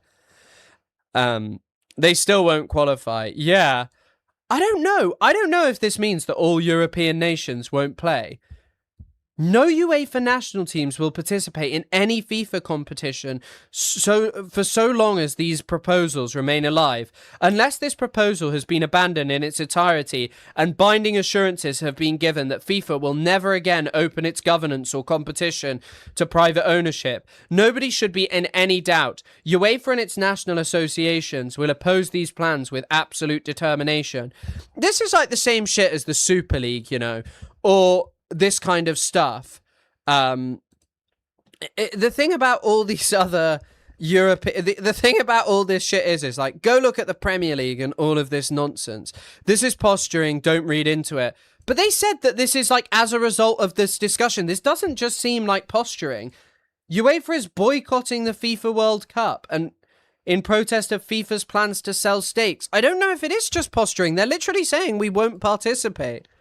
It's kind of fucking crazy. Right, let's check out Mensch OSINT and see what Mensch is saying. Mensch! I don't know if any of you saw this. Apparently, Iran is claiming that they managed to blow up fighter jets, F-35 fighter jets. At least one US fighter jet was hit on Muwafaq al-Salti Air Base, Jordan. Is it Muwafaq or Muwafaq? Muwafaq. Okay. According to low-res Sentinel-2 imagery, this morning IRGC claims to have destroyed 3 times F-35s and damaged more.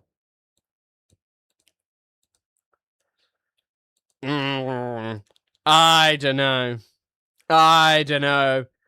This feels pretty, This feels pretty shaky. One of the reasons why Uruguay, Argentina, Paraguay host one game each is because North America, Europe, and South America would be out of the bidding process for the 2034 World Cup. Technically, Asia should be as well because of Qatar, but FIFA overturned their own rules and gave a historic vote to Saudi Arabia. UEFA was completely fine with it. They're just posturing. I see. Well, I don't know. That's not the motherfuck. Oh, you motherfuck. Shut up, baseface. I can't believe I fell for that. Jesus Christ. Motherfuck. Is it like motherfuck? Motherfuck. Shut up. Big squared. Second impact confirmed in Muwafaq Salti Air Base, Jordan. Likely another fighter jet of their type F-35 as claimed by Iran destroyed.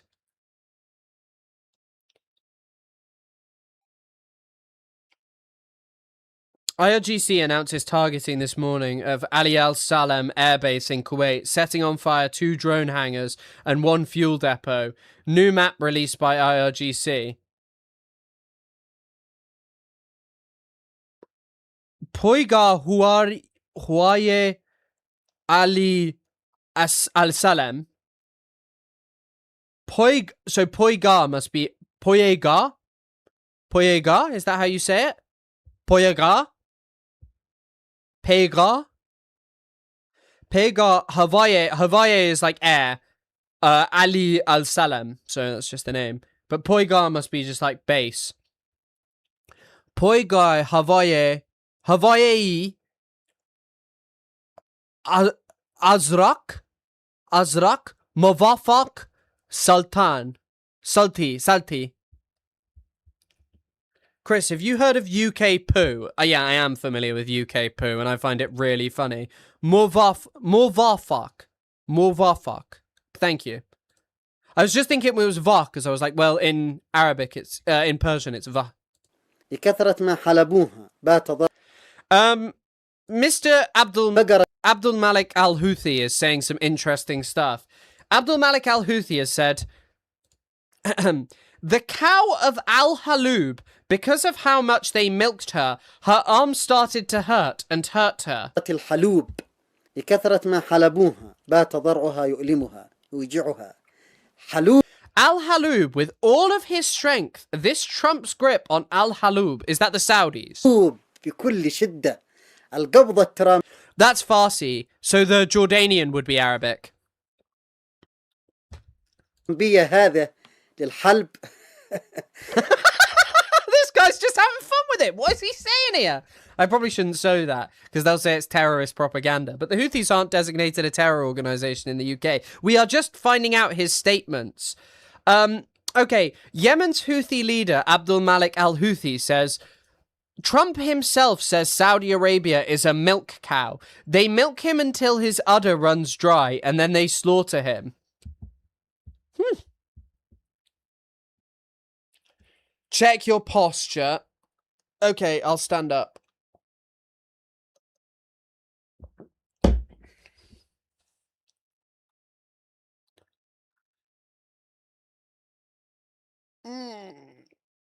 He got a point though. he do be spitting facts. It's like when that one guy said Iran is an egg, and I was like, yeah, that really, really, really spoke to me. Your life in danger. To maintain the health and safety of the ship and crew, you are ordered. Okay, so US CENTCOM has debunked all of the Iranian claims. Okay, they said, first claim, the IRGC again claims free and open routes through the Strait of Hormuz are dangerous for commercial vessels. Fact, the immediate dangers posed to commercial vessels and their civilian crews are the IRGC's verbal threats and attempted attacks. I really can't remember the guy who said Trump is like an egg. No, Iran is like an egg. I wish I could.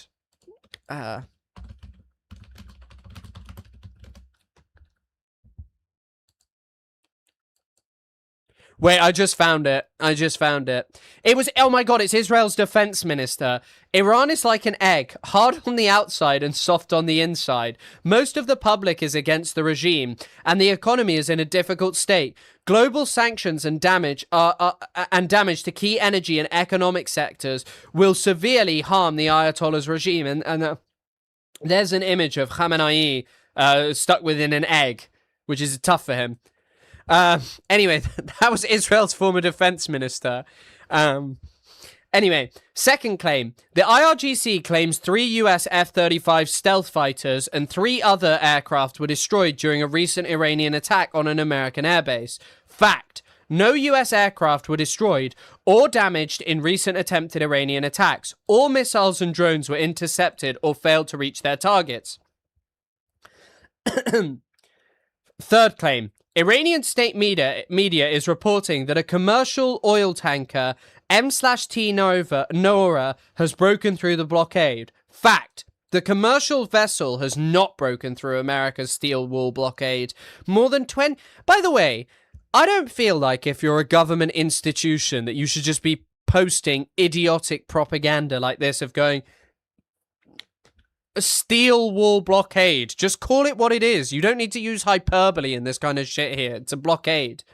More than 20 US warships, hundreds of aircraft, and thousands of service members remain vigilant and continue to fully enforce the blockade. Let's have a listen. In danger. Don't put your life in danger. To maintain the health and safety of the ship and crew, you are ordered to go back to your departure immediately. If you disobey, you will be targeted and This is the equivalent of Hanoi Hannah. This is the Tehran. Now I'm trying to think of an Iranian name. Tehran. Iranian name beginning with T. Tahir.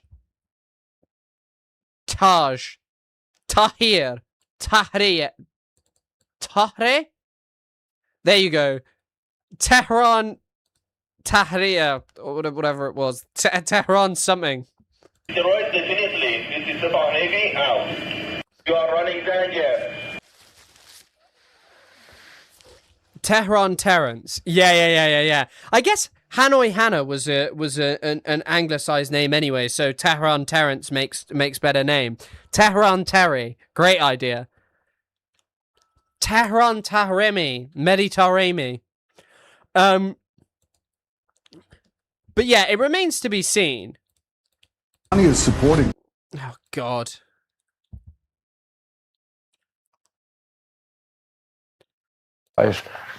They wouldn't let us. I'm trying to remember how many zinnies I've had. I hate it when you get. I hate when you get it where you forget how many zinnies you've had. So I got 1, 2, 3. Hold on, let me do some counting. So that's 1, 2, 3, 4, 5, 6, 7, 8, 9, 10, 11, 12, 13, 14, 15, 16, 17. Okay, I've had 3. That's not good. I need another, but I don't want to. Sorry. How much is gas over there? I don't know. I put £30 in my car, and I don't look how much it is. So for like $60 Canadian, we do it in liters. I got like just over half a tank, just under half a tank. Just get weaker ones. No, it's just because when you're streaming, you forget how many zins there are. No, I have 4 zins a day. That's my max, okay? Wow, Chris can count. Surprise me. I know. I try my best. Right, let's have a look at Al Jazeera. Let's see what's going on over there. Let's see what's happening in the world of Alan Jazeera. Great guy, one of the best doing it. Okay. Oh. We're going to be hitting them very hard because it's our turn to hit them. They know it's coming. They're asking us not to do it, but, they tried shooting it last night. So we had 5 rockets shot going 8,500 miles an hour, and all 5 rockets were knocked down to the ground. But they nevertheless took a shot, so it's our. So the average price in the UK is 156 pence per litre, so like £1.56, okay? So for you, that is like $3 almost if you're in Canada. Turn, and we'll see if we get there with an. God, by the way, this camera makes him look like he looks awful. What on earth is going on with this guy? Agreement at some point, but we're going to hit him very hard. Why does he look like that? Trump is an egg. He looks like an egg that's got like those egg spots on it. I don't know why they have them on it. Also, ton of you watching over on Twitch. By the way, if one of you asked about like what it is with the debates, I just want to reiterate, I don't think that like debates solve anything or that they're like amazing. I just think like, the only thing it can possibly help with is confidence, but it also helps bring people to, listen to me and stream and talk about the news and talk about politics and stuff. So I think that's why it works. But there's 150 of you over on Twitch, and you know what that means? There is probably one of you out there who has a Prime membership, okay? You need to get that Prime and use it here, or else. How am I going to buy gas? I don't know. Yeah, I don't know why he looks so blotchy. Isn't he like 80? Fuck knows. No one knows how old Trump is. They just don't know how old this man is. He's dying. Nah, he's fine, lad. He looks great. He looks like a healthy little chap. He looks like a... If that was a guy talking to you, it'd be great. Kuwait's army... Kuwait's army chief of staff meets Saudi-led coalition on Bab al-Mandab navigation. Kuwait's chief of staff, General Khaled al-Shurayan, met defense officials in Saudi Arabia to discuss preserving freedom of navigation. UNRWA says Israel continues to expand Gaza Yellow Line. US military denies that Iran's attack on Jordan airbase destroyed F-35s. To be honest, at this point, I trust FENTCOM just as much as I trust anything else. I trust FENTCOM as much as those people who tell you that BRICS are amazing, that BRICS are going to, like, defeat Israel and American hegemony. On Wednesday, the Federal Reserve voted 9-3 to keep interest rates the same, about 3.5 to 3.75%. That means that there's not going to be a change in the rate that people pay on their mortgages or on their loans, but There is the question of inflation. It's still running at about 3.5%, well above the Fed's target rate of 2%. Not only is this rate still... I think I prefer North American supermarkets to European ones. They were also calling the Sudanese genocide at the hands of the RSF mass violence, and only recently did they start questioning if it was a genocide. And by recent, I mean a few days ago. Wait, who are you talking about? Al Jazeera? Elevated, but it's been so for more than 5 years. This is the explanation that the new Fed chairman, Kevin Warsh, offered to reporters on why the rate is staying the same. What's the effect on prices on output? I heard a lot of commonality. Nah. I'm not talking about price-wise. I'm just talking about their layout. I love the Canadian ones. I love Metro. I love their glazed donuts. The Metro glazed donuts are goated. I like, Carson, I can throw you it. That's just my Twitch. It'll pop up in a second. Nah, their glazed donuts are way better than any you can buy in the UK from like just a standard store. On the questions, were there different leans on the answers? You bet there was. So could people come to different conclusions? Absolutely. By the way, once again, Drac would love this because it is yet more proof that Trump can't do shit to get rid of the US deep state. The US deep state, he's literally replaced the guy here. He's replaced the guy, the deep state man. They've replaced him, and still the deep state man can't lower interest rates. But my own judgment is... It's not that I'm not a BRICS head, okay? It's that in terms of BRICS, you have these people who are just really, really deluded about BRICS, who are like, BRICS are going to destroy American hegemony. European pastries are probably better, 100%, but that's from like an average store. Although I did have a very good like pastry from a shop in Montreal, which I enjoyed. I just like Montreal, to be honest. I just enjoy it. I love Canada and I love their law and respect it deeply. He has an interesting head. It kind of looks like he's wearing one of those things that the Queen's, like, guards wear. It kind of... Wait. It does actually kind of look like he's wearing the Queen's guard head thing. Look. Obviously a smaller version, but just the way his head looks. This is a period of watchful thinking, not watchful waiting. One of the reasons why investors thought interest rates might have gone up on Wednesday is because of the repeated price shocks in the energy markets thanks to the ongoing U.S.-Iran war. The three members who voted for an interest rate hike had cited that as one of the reasons to try to deal with the overall inflation problem. But now people are thinking that if the war isn't wrapped up very quickly, there could be an interest rate hike in September, right before the midterm elections. Rosalind Jordan, Al Jazeera, Washington. Wow. Terrifying Israeli attack on resident... I love burgers! Oh, Carson B. Free, thank you for subscribing with Prime. Thank you for hopping over, my man. Incredibly kind. W, my guy. M&S is great. M&S is M&S is an interesting one. I think, if I remember correctly, M&S has some relationship with Israel. He's not technically BDS, but I don't know. Like, yeah, it's not technically BDS.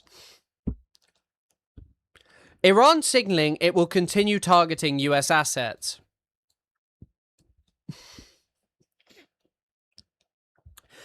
Iran says it urged Bulgaria to review reported US airbase access. There is no way. By the way, there is no way Bulgaria's reviewing that. They are quite racist. Bulgaria, as I say, Bulgaria is the only place I've ever seen someone wearing like attire that openly supports Hitler. Are you not on Marks and Spencerist? I've just spelt it Marks as in Marks, M-A-R-X. Marks and Spencers.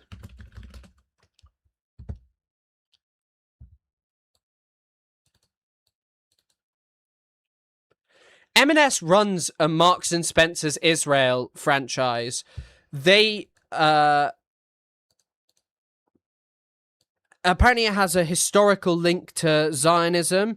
They were Zionists before Israel even existed and have been Zionists ever since. They were founded in the Victorian era. Loki even mentions it as a boycotted business in one of his songs. You can swap M&S for Waitrose and John Lewis. Aren't they owned by the same people? Marx and Spengels. Yeah. Oh, hello, Thomas. Good to see you. Haven't seen you in ages. Marks and Spencer's is a posh ass supermarket as well. Oh, get me away, I'm dying. Do. Oh, get me away. Oh, M&S, Waitrose do profit sharing. Good for them. Good for Waitrose. They are communists though. We should have them arrested. What the fuck was Fetterman up to yesterday? Mr. Prime Minister. What an update from Megatron. Send Fetterman in a submissive tone towards Netanyahu. He's trying to do what that lady is doing and having his dicky out. Do you listen to Loki? No, not really. I know who he is. I've been at an event where he was at, but I didn't chat to him. I have no problem with you, Loki, at all. Like, no qualms with what he does. I've never been that big a fan of him.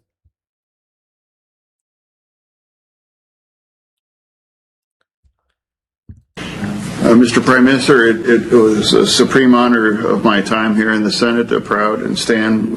Bro, you've just met your hero. Do not read off your fucking phone. You met your hero. Do not read off your phone. Also, wear a fucking suit, Fetterman. With and for the vision and what Israel is, the miracle that Israel is. I've had the privilege of visiting a couple times, and also, why does he talk like this? I feel like there are not many people who talk like this who aren't like fanatical. Who aren't like fanatical Christians. Why are you calling Israel a miracle in the big 2026? It feels really weird. I guess Ursula von der Leyen called it the miracle in the desert. That's not how she talks. Oh my God, I love Israel. When you witness it and you can just realize what a miracle it is, and how it's been disappointing as a Democratic politician, and how our party continues to behave. And we had the culmination of that where that worthless mayor in New York, saying these kinds of ridiculous claims. Now, I think this. By the way, the Democratic Party is so fucking funny. Like, the worthless mayor of New York. The day he's primaried will be a day for celebration. I don't know. The stroke didn't make him a Zionist, lol. No. He was already that way. Guys, be kind to stroke victims. You can't blame the stroke. It is, by the way, it is incredible that this guy can't even talk to his fucking hero without a phone, and he's a politician in the US. I could talk to my hero without a phone. Boo-boo. Hey, Mr. Thomas, thank you for the 2,200 donation. At least he's dressed appropriately to talk to pigs. Nah, he should have come in the overalls to chat to him. As far as I know, I was the only Democrat that was proud to push that trash back, and now here we are. It's like, but I'm proud to stand. Vote. Here we are. Yeah. Who's hotter, Fetty Wapman or Benjamin Netanyahu? Well, I mean, here's a photo of them together. I don't know who I would say is hotter. Netanyahu looks like a very aged gentleman and a very decrepit, creepy guy. La boo-boo. Hey, Territory, thank you for the 5 USD. Careful, YouTube may count as porn with all the dick sucking going on here. Yeah. Well, he can't even talk to him without his fucking phone, and yet he loves him. Guys, if you're trying to pull, this is why Fetterman is not getting it. That's why Bibi is not giving it up to Johnny F. Johnny F is, Johnny F's trying, but he can only talk to his fucking phone. Overalls and a bucket. 100%. That's what he needs. Thank you so much for the 2,200, Thomas. He needs the phone because it works as a translator after a stroke. Yeah, but I've seen him appear without a phone, no?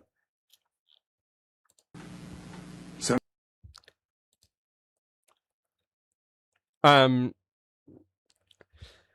yeah, what will he do? Will he just run as independent or just not do it? La Boo Boo. What's that? They both look like Sontarans. True. Thank you again for the 2,200 pesos. And you should stop illegal immigration. I think that's many countries are allowed to. God, fucking Netanyahu. Netanyahu is out here talking about how we should stop illegal immigration in Europe. Jesus Christ. We've seen huge demonstrations in the streets, and for pointing out that, people. Right, I'm just going to pull up Barry with the Ned.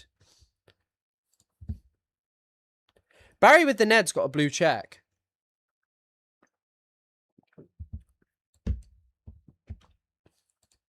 Right. From our favorite Twitter account, @Bonzerberry. Oh, yeah. The first step is accepting that the straight is lost.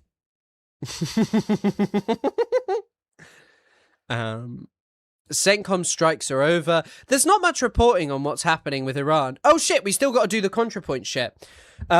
Fetterman, his handler is normally off camera. Okay.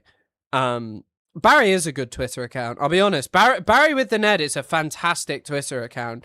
His analysis, like, obviously, you take some things with a pinch of salt, but I'll be real, like, he doesn't say a lot that comes out not to be true. Like, he's not cope posting, I don't think he is at all.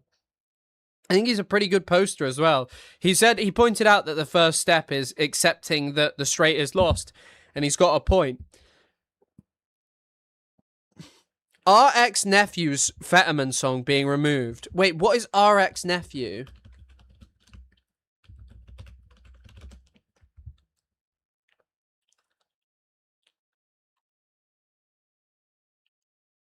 I think you can find it.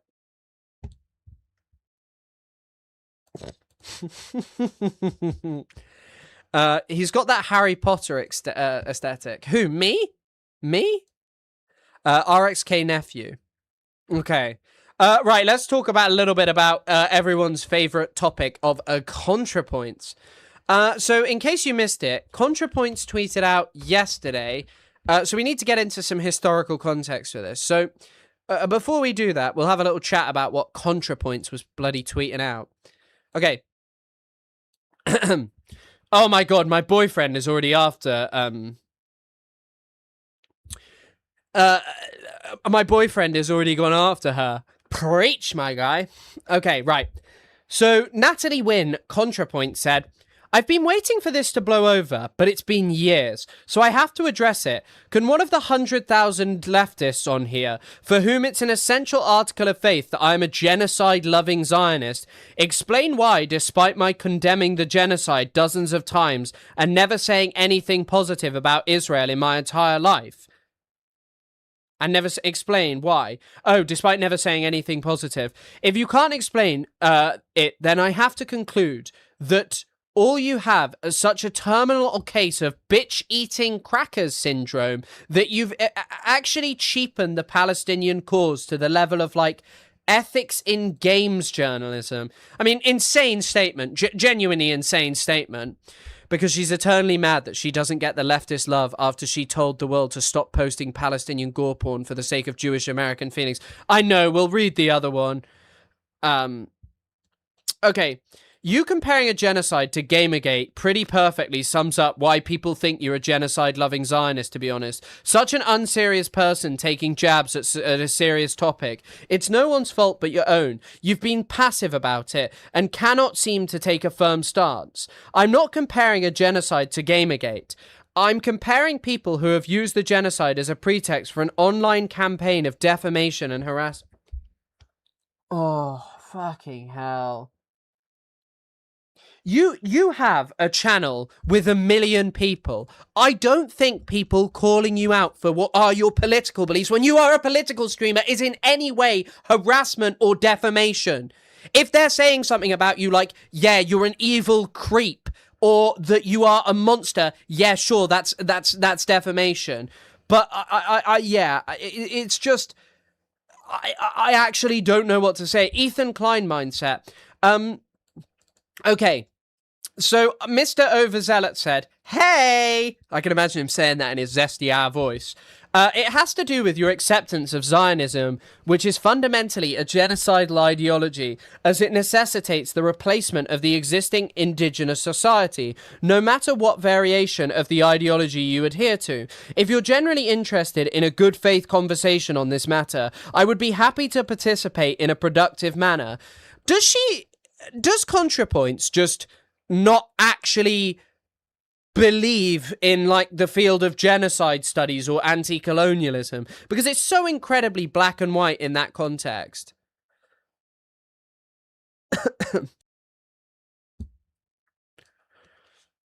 I think calling her a monster would be fine, but being transphobic or something would be terrible. Yeah, I'm not encouraging people to be transphobic. That's my go. La no, boo-boo. No, it's not. Natalie, when PS... I don't understand what that means. Is that Boy George? Is that George? Is that Boy George's name? George O'Dowd. Yeah. Oh, I see what you mean. Thank you for the pesos. We talked about Boy George yesterday, and when he chained someone to a radiator. Okay, so if you want to remember why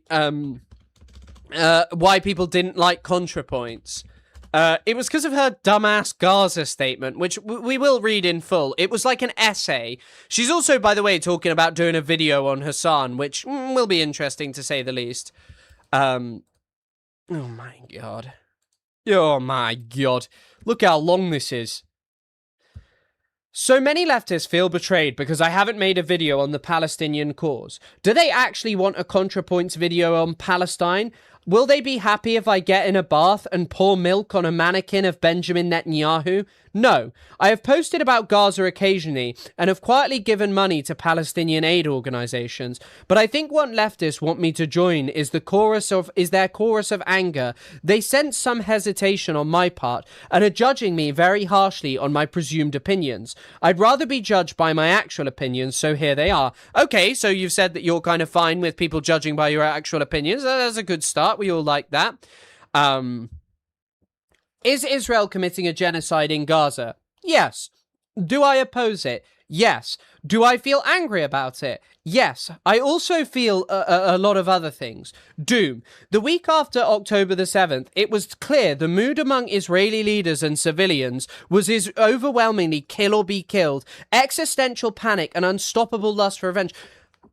The major thing is, okay, is that when it comes to Israeli society acting as if this is something that was specific, or in the US, by the way, that this is something that crystallized after the September 11th attacks. No. Israeli society was always this kind of way. It really always was.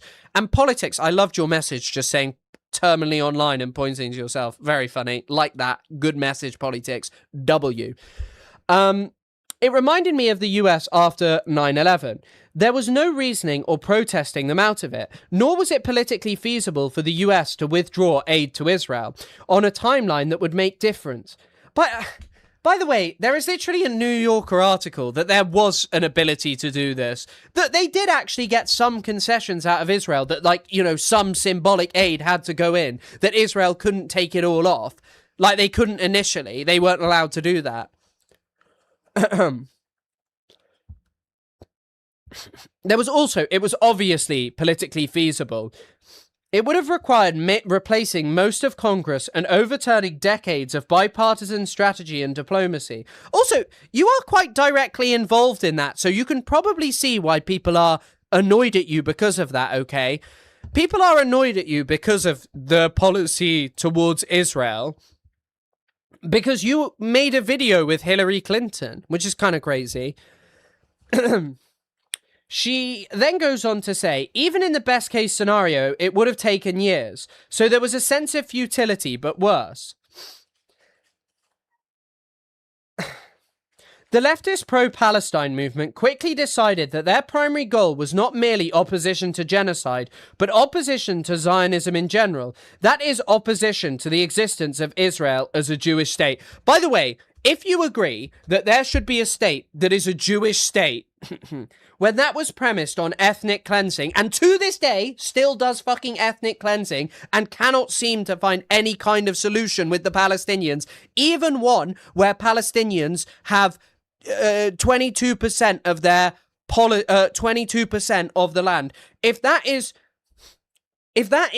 something that is the prerequisite of there being a Jewish state, then we should not want that. If you are someone who can recognize that the problem of Nazism was their belief in their ability to do colonization, you know, like, because they were supreme over other human beings, what do you think is going on in Israel? Israel's government is staffed by people who literally believe that they are superior to Palestinians, that Palestinians, biblically, because of their religion, have no right to live in their land.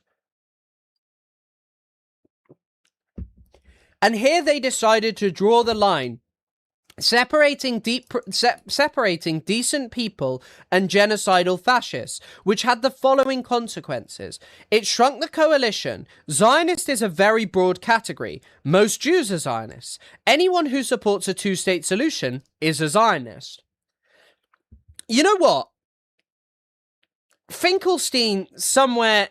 The thing is that is kind of the funny thing of, like, Finkelstein, you can definitely make the argument, is a Zionist because of his pragmatism. But you compare the way that he talks about Palestine to all of these other people who are like, why is everyone mad at me? I said genocide. And you will notice that there are people who critique Finkelstein for certain bits of his behavior, but because he's actually dedicated himself or, you know, his life to Palestine-related stuff, and because he actually speaks frankly about Israeli society, rather than this kind of fucking word salad that is 1,000,000 pages long. I ain't reading this. I mean, I am reading it, but, you know, I ain't reading it still. I'm just saying what I want to and pretending I read it. It's just like, yeah. And that's the thing. You are right, the two-state solution is Zionist, but notice how people are still kind of like... Oh, I respect Norman Finkelstein. I respect him. And that what you hear most about Norman Finkelstein is not, oh my God, evil Zionist. Because Norman Finkelstein obviously cares about Palestine and is not there making excuses for Israeli behavior. That's like the whole thing. That's the problem with this stuff as well. It's not just even like, oh, I support a two-state solution. You know, like the thing is as well, like loads of these people who support who actually support a two-state solution that comes from a position of condemning Israel and recognizing Israel for what it is, can eventually be brought over to actually believing in a just solution for the Palestinian people. Avi Schleim did it. Natalie Wynn, from this statement, I do not think can, because there is this thing and there is this desire to defend a Jewish state, which is just odd. A Jewish state can't be a democracy, and Israel is on a bipartisan policy to annex the West Bank, Gaza Strip. It's already annexed East Jerusalem, and they will annex this land, and they cannot have Palestinians participate in that democracy as Palestinians. Norman Finkelstein, I don't even think the argument of Norman Finkelstein being a product of his time. Avi Schleim is probably older than Norman Finkelstein, and so's Pape, and both of them are one-staters now. But yeah, it shrunk the blah, blah, blah. It was politically infeasible.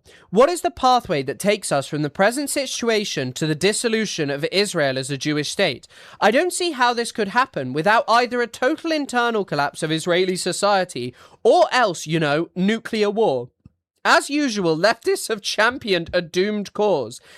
But also, by the way, what, like, the fact of, like, writing this disgusting screed about Palestine-related stuff, when this is such a broad attack on the Palestinian, on like, the left and Palestine-related stuff, so many people were there on the streets, not behind the cause at that moment, of being like, oh my God, we want a one state now. They were there saying, stop the genocide. They were on the street saying that. And you admit why it's a doomed cause, in part because it's well, you don't admit it, because the political elite are unwilling to make that change. But you as a leftist have worked with Hillary Clinton, someone whose defining legacy was destroying Libya and spreading Islamic terrorism, Islamic militancy terrorism throughout Africa as a result of the collapse of Gaddafi.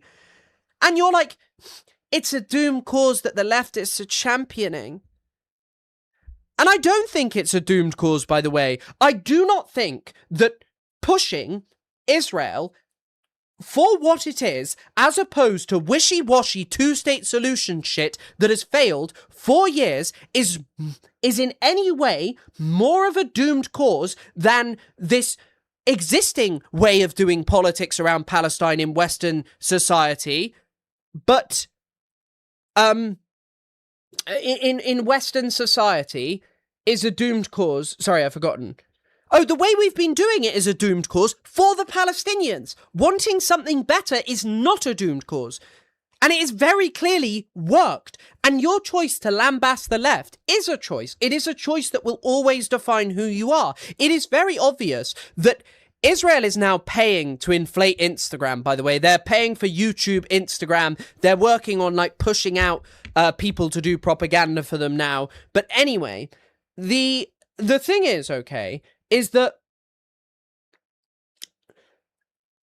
it has worked in the sense of people despise Israel. And now, because of this strictness, it is becoming increasingly difficult for candidates to be like, oh yeah, I like Israel, and oh, I don't know, I'm like kind of fine with them.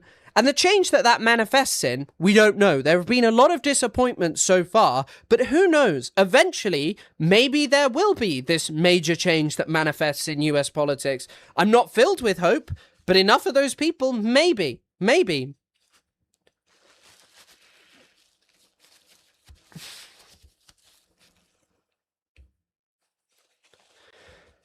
Okay, let's carry on.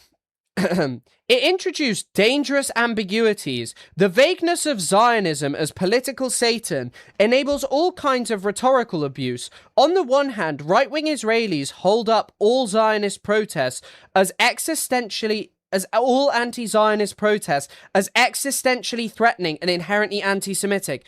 Bro, right-wing Israelis portray the Palestinian Authority, who are trained by the CIA and the Israelis, who the Israelis control every gun that the Palestinian Authority have, are somehow dangerous anti-Semites. I don't give a shit. Right-wing Israelis would portray you as being anti-Semitic, and Israelis generally, if you said Israel should stop killing kids. Right-wing Israelis currently think that referring to Israeli settler violence is a blood libel. They are describing that as a blood libel. I am sorry, if your screed is not towards, like, hey, there are pretty weird things going on that, you know, there are weird things going on amongst this, like, group of right-wing Zionists who have power as columnists across America and the UK, you know, a load of these right-wing Zionists, like Melanie Phillips, right, who literally believe it is a blood libel to criticize Jewish people for settler violence. It is mental. It is mental to write out some long piece like this.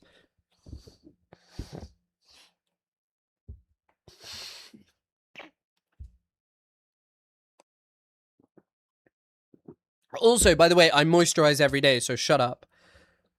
I just think my nose is doing this same bullshit again. Hold on, sorry.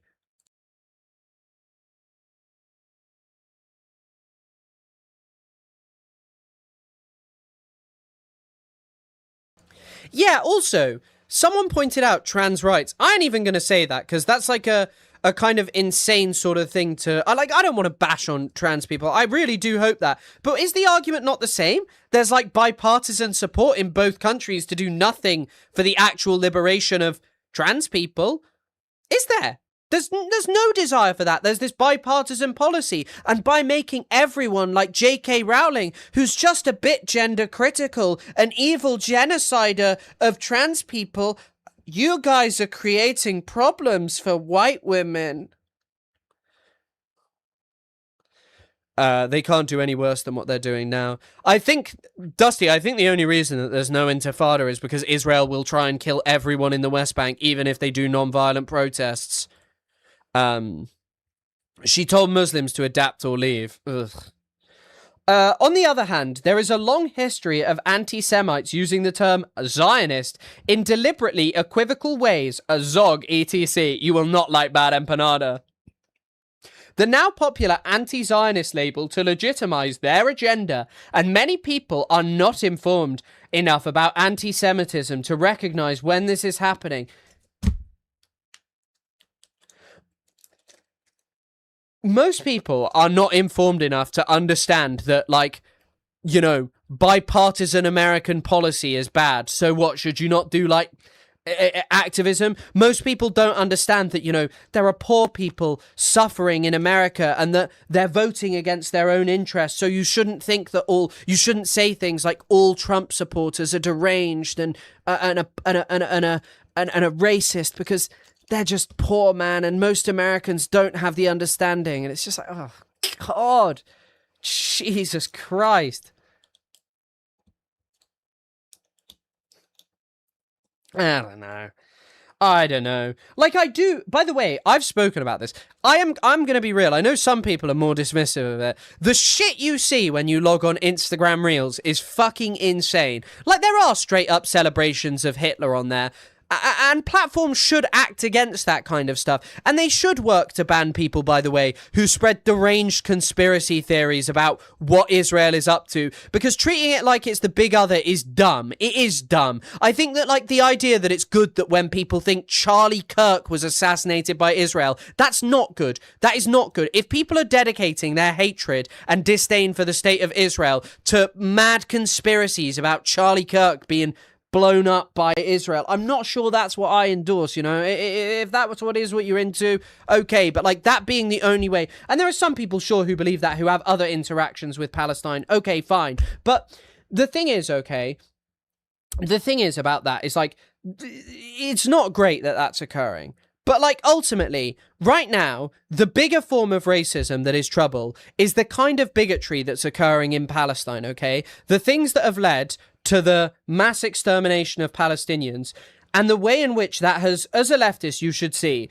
that that has had a deep interaction with Islamophobia. It has both been undergirded by and has inflamed. Pro-Palestine activism has specifically been used by, you know, well, pro-Palestine activism has been used by Western governments to portray Muslims as not integrating and as evil others. If you recognize and interact with the history of anti-Semitism, you would see that the same far-right parties who exterminated and collaborated with the Nazi Party, who exterminated Jews and collaborated with the Nazi Party, are back today, and they're like, you know what? Let's not talk bad about Jewish people. Let's talk bad about Palestinians. That is probably the history of anti-Semitism that you should be far more concerned with, and why I'm not going to be here like, oh, don't talk about anti-Semitism. That's just 100% worth talking about in the context of these European parties and how they behaved, and also probably, definitely around,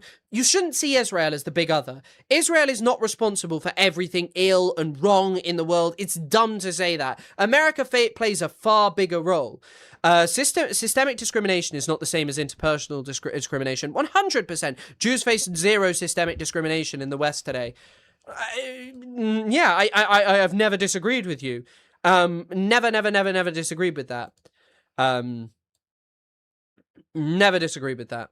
Some of these people think the only bad thing about the Nazis was that they hated Jewish people, but have no problem with their persecution of communists and racial minorities that aren't Jewish. 100%. 100%.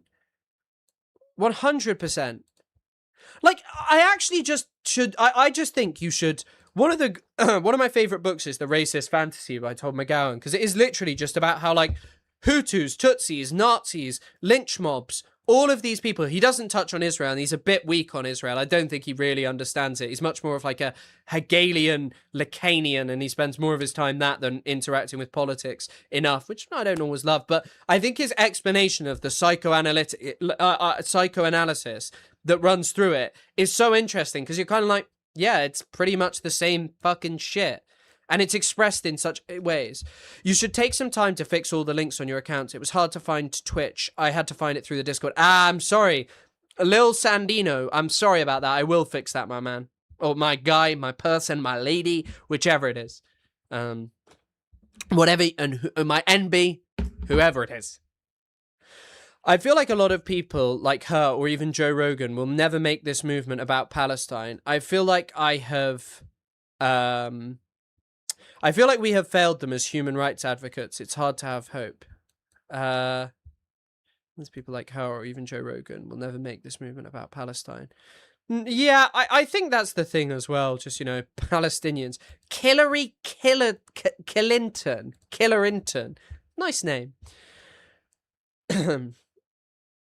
You won't be denied a job if you're Jewish. The most anti-Semitism I've experienced in the US are jokes between my friends and I laughing my ass off. Yeah, 100%. And I think that there is obviously an ignorance amongst kids who do offensive things and say things. And, you don't want that to happen. And you don't want bigotry. You don't want interpersonal bigotry to happen to anyone, because interpersonal bigotry, whatever that is going to make that person feel uncomfortable. And it's difficult, especially tough, and not something that I really fully appreciate, because obviously there's nothing about my identity that you can attack.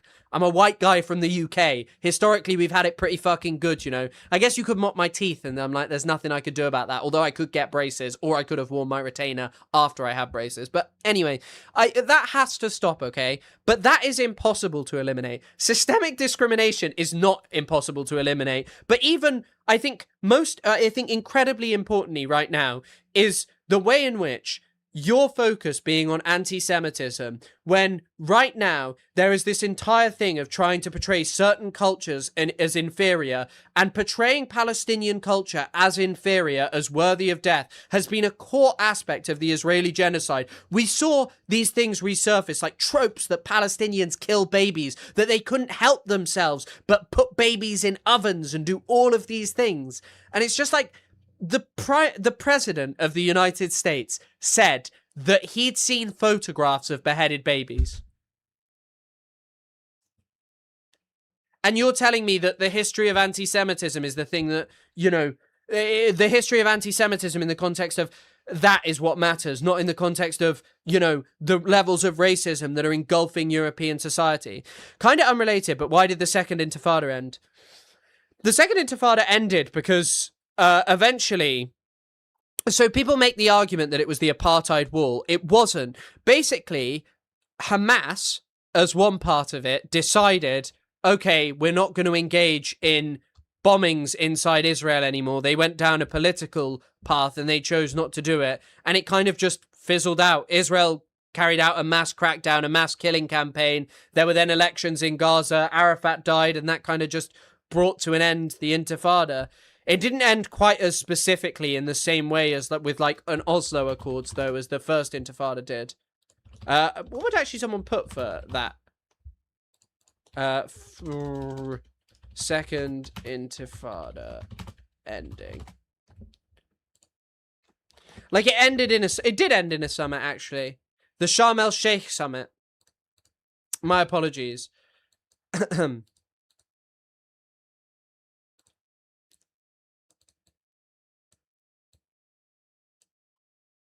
The Sharm el Sheikh summit. My apologies.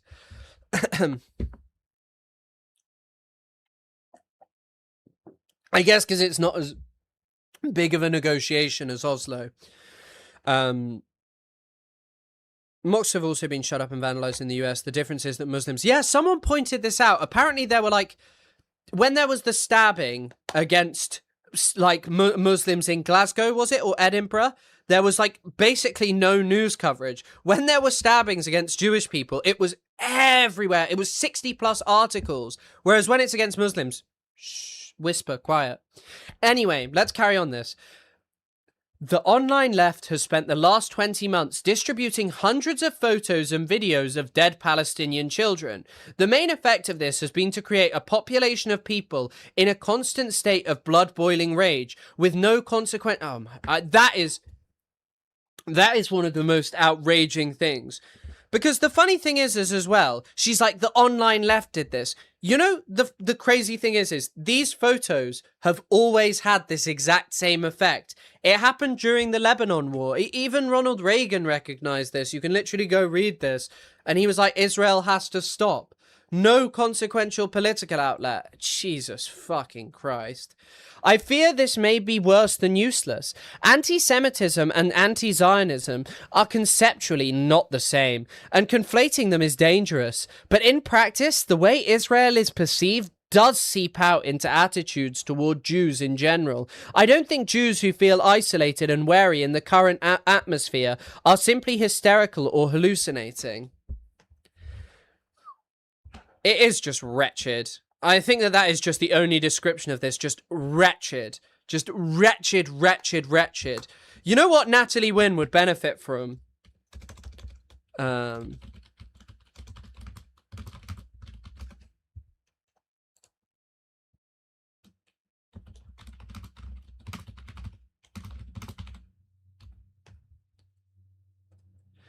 She would benefit from reading this, which I've shown before. The third world does not mean to organize a great crusade of hunger against the whole of Europe. What it expects from those who for centuries have kept it in slavery is that they will help it to rehabilitate mankind and make man victorious everywhere once and for all. But it is clear that we are not so naive as to think that this will come about with the cooperation and the goodwill of the European governments. This huge task, which consists of reintroducing mankind into the world, the whole of mankind, will be carried out with the indispensable help of the European peoples, who themselves must realize that in the past they have often joined the ranks of our common masters where colonial questions were concerned. Do you know what's kind of funny? If Natalie Wynn read this, she actually, you know, I think we can all be accused of this, of like having joined the oppressors, okay? But Natalie Wynn straight up just joined the ranks of Hillary Clinton. She welcomed Hillary Clinton into into her house. Sorry, I didn't mean to misgender there. I really don't know why I did it.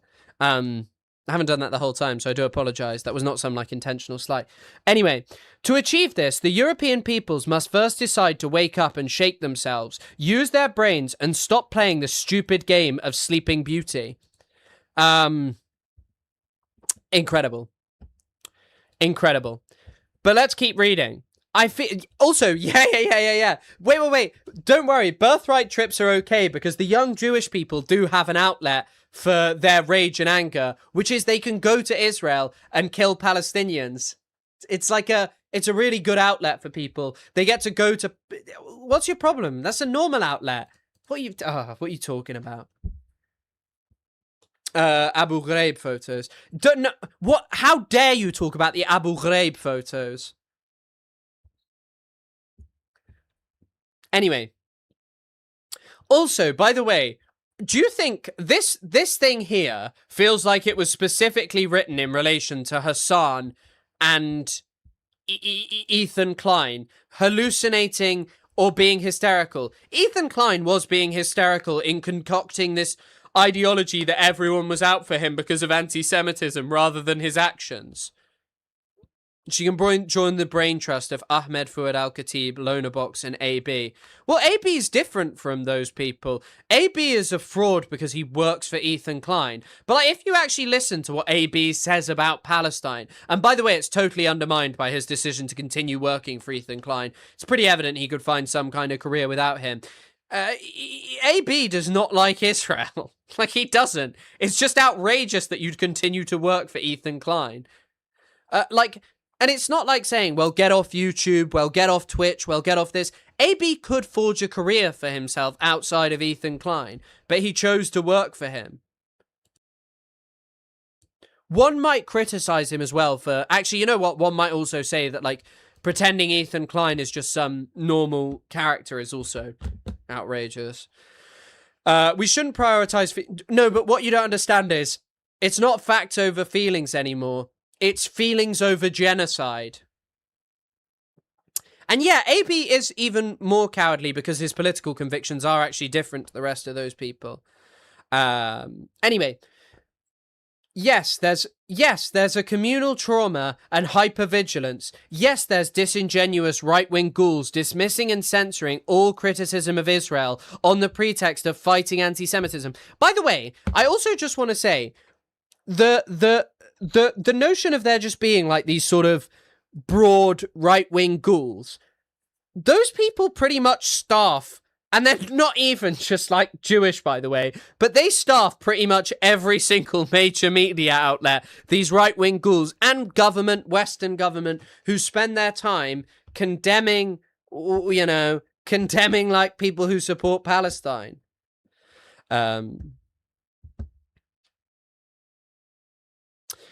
there's also a valid fear of historical anti-Semitic patterns reoccurring. And that fear gives power to the right-wing Zionist claim that only Israel can keep Jews safe. Watch a 3A video on the American war machine. Interesting. Johnny Harris. Interesting. I am not watching a 3-hour Johnny Harris video here. Is Ethan Klein? No, that's the thing. It's like people wanted me to talk about Ethan Klein. Ethan Klein said, or girl with the microphone, who literally thinks everything is misogynistic and awful. Although, you know, I love burgers and living in Israel. Misogyny is everywhere and awful, so I don't want to dismiss that. But she finds it in everything everyone else says, but never in what Ethan says is perhaps a better way to phrase that. But anyway, she was talking about how the episode was just tight and fuckable in relation to one about the girl murdered by the rapper David, and or alleged to be murdered by David, D4VD. And that girl was obviously, she was a little girl. She was like 14 years old. She met him when she was incredibly young. And she made that comment, and she finds it in everything everyone else says, but never in her and what Ethan do. But I'm not going to talk about that as like a whole segment because there's no point. Like when it was his funny Qatar rant, that's gold dust. That would be like, and I will respond to, thank you for the gifted, and I will respond in a second, my man, that was goated. But in terms of like, what was I saying? In terms of that, like, you know, it sucks. I don't need to fucking talk about every shitty thing he does. The rant, oh, sorry, not doing the rant would be like seeing a gold bar on the floor and not picking it up. You expect me not to pick up a gold bar? Not even in the monetary aspect. That stream was just one of the happiest moments because my girlfriend told me as well. She was like, oh, you have to watch the full thing. So I was like, oh, maybe I'll do a couple of clips. She was like, no, I've been watching it. It's fucking insane. Anyway, Lil Sandino, thank you for the 5 gifted. My goat pushing us closer. Oh, Anissa Joma just got gifted one. Wow. I don't know if Anissa's watching, but yeah. Eli Faber, thanks for the gifted. Thank you, Lil Sando, for the gifted for me. That is incredibly kind, my man. Incredibly kind. Thank you for supporting the channel. As always, my man. Or my person. I keep saying my man. I apologize for that. I'm misgendering everyone today. I am becoming bigot today. Anyway, right, let's carry on with Natalie Wynn's interesting discussion of the world and her interesting worldviews, which I certainly very much like. Yeah. Dusty. What did what's going on? What's going on?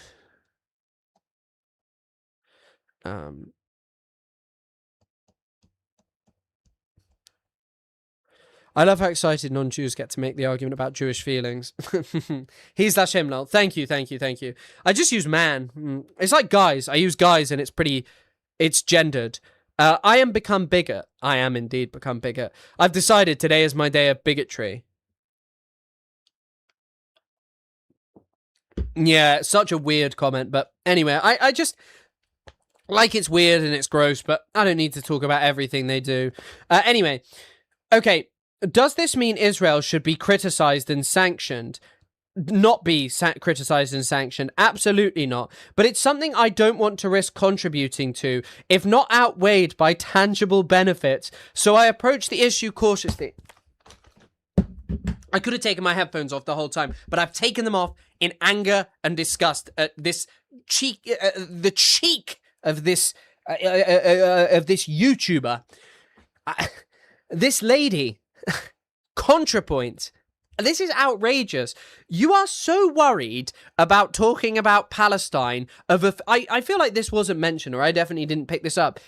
She is basically saying she is so worried about offending Jewish people and contributing to the persecution of Jewish people that she couldn't make a video about them. About Israel, sorry. One of the most outrageous statements you will ever hear. Oh, God.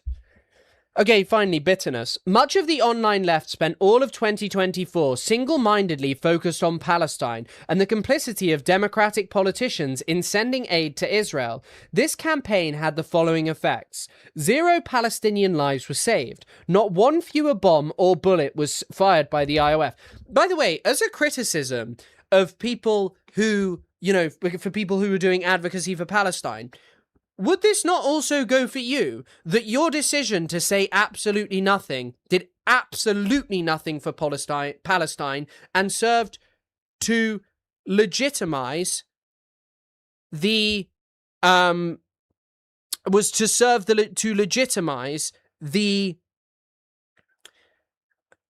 it would serve to legitimize the project of the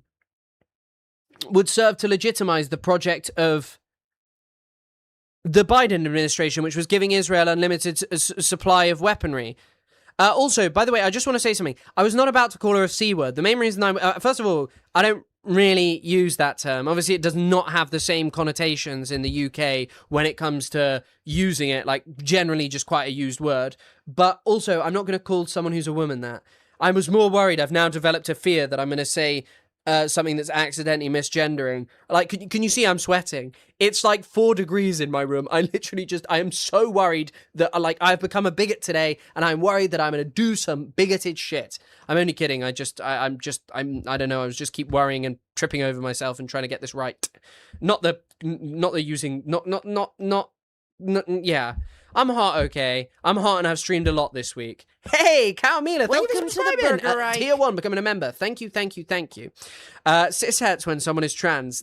Well, for every reason. I'm a chaser, and that's why I'm sweating, because I can't help. I'm just chasing. I'm always misgendering people. I'm racist. I'm bigoted. I'm anti-Semitic. So I'm just having a tough one here. It's a tough day. It's a tough day to be me. Don't worry, Chris, we're used to it. I do have, like, I try my best, you know. The Nazi earlier corrupted you. Well, I can't wait to get my new apartheid t-shirt. No worries, Chris. I'm trying my best. Clipped. Sorry, Chris. Accidentally hit you with the reactionary rate. I turned it off now. Thank you so much. And now I'm sweating even more. Do you guys just want me to go offline? Do you just want me to go offline? Only kidding. I'm still here. I'm just incredibly hot, and I need to pee, and I need to do so many different things. I will have a little think about my bigotry. Right, let's carry on. Yeah, sorry, I do just want to reiterate this whole thing of saying, like, 0 Palestinian lives were saved, not one fewer bomb or bullet was fired by the IOF. In what way does, like, just loving the status quo fix that? In what way does loving the status quo fix that, of just being like, the status quo is good, the status quo is epic, you know? In what way does that fix anything at all? The answer is none. It doesn't do anything. It may have slightly contributed to the re-election of Trump, guaranteeing that the US will put no diplomatic pressure on Netanyahu for at least 4 years, and making protests against Israel both much riskier and less effective. Bro, I have a left-wing government in the UK, and they're just still arresting people. They are still arresting people for protesting. They're arresting people for holding up signs for saying, I support Palestine Action, which is designated a terror group, and they should go to prison forever for doing that. But yeah, is she publicly groaning again? It's kind of whining. I mean, it's very pro-Israel kind of style whining. This is the old statement, but we're just going through it again. We did this months ago, but I think people have forgotten it by now. Yeah, I mean, also, the other funny thing is you could have inferred this, and this is what I was like to my, so I sent this to my friend, and I was like, hey, or my girlfriend, actually, I sent it to her, I was like, hey, you should read the article from the Trump administration about, you know, what happened with Netanyahu and it was the recent New Yorker long piece. How Biden enabled Israel's aggression. Now, everything in here would be inferences for any of you guys. Like, you would have just inferred all of the shit. There's some tidbits of information that you'd be like, oh, I like that kind of stuff, or interesting to hear, didn't know that. Such as apparently Israel was going to attack Lebanon, like with an actual attack. like launch an actual attack on Lebanon in I think 2023 they said. But anyway, so there's some like good stuff in there. So if you want to check that out, I'd highly recommend it. But yeah, no, what was I going to say? We all knew that the Biden administration was not really putting on diplomatic pressure. Biden said that invading Rafah was a red line, and then nothing happened. Nothing happened after there was a red line. He said there was a red line in Rafah. Like, I'm only laughing because of how ridiculous this is. Harris did say she would be different than Biden. She said she would put a Republican in her cabinet. Amazing. Yeah, that is true. Is she publicly running again? What has Genocide Joe done? Hug Netanyahu. You gotta do the hug Bibi strategy. You gotta hug Bibi. Hug Bibi. It's the Democrats. The hug, but supporting the hug Bibi strategy was a really good idea. Trump is also, incidentally, a menace to me and basically everyone I care about. A perfectly enlightened being would feel no bitterness about this, but I do. None of this is the fault of Palestinians, of course, who are overwhelmingly the victims here. I hope that someday American policy will shift in their favor, and I will continue to support that cause. Too long didn't... I'm not reading the TLDR. But yeah, ContraPoints is engaged in some serious whining. Whining of the highest order, one might say. Moving loose, catching a whine. Okay. Zay Squirrel also pointed this out, okay? So one of the people who called out ContraPoints on the evil left who did nothing was this guy, Sammy Gould, who was actually with her a few days ago. So he talks about this. So this is his tweets about this. Not even talking about the ridiculous way this take is presented, like a video essay in text format. The utterly debauched solipsism here in this statement kind of confirms that ContraPoints doesn't actually believe that Gaza is that much of a world historical travesty, right?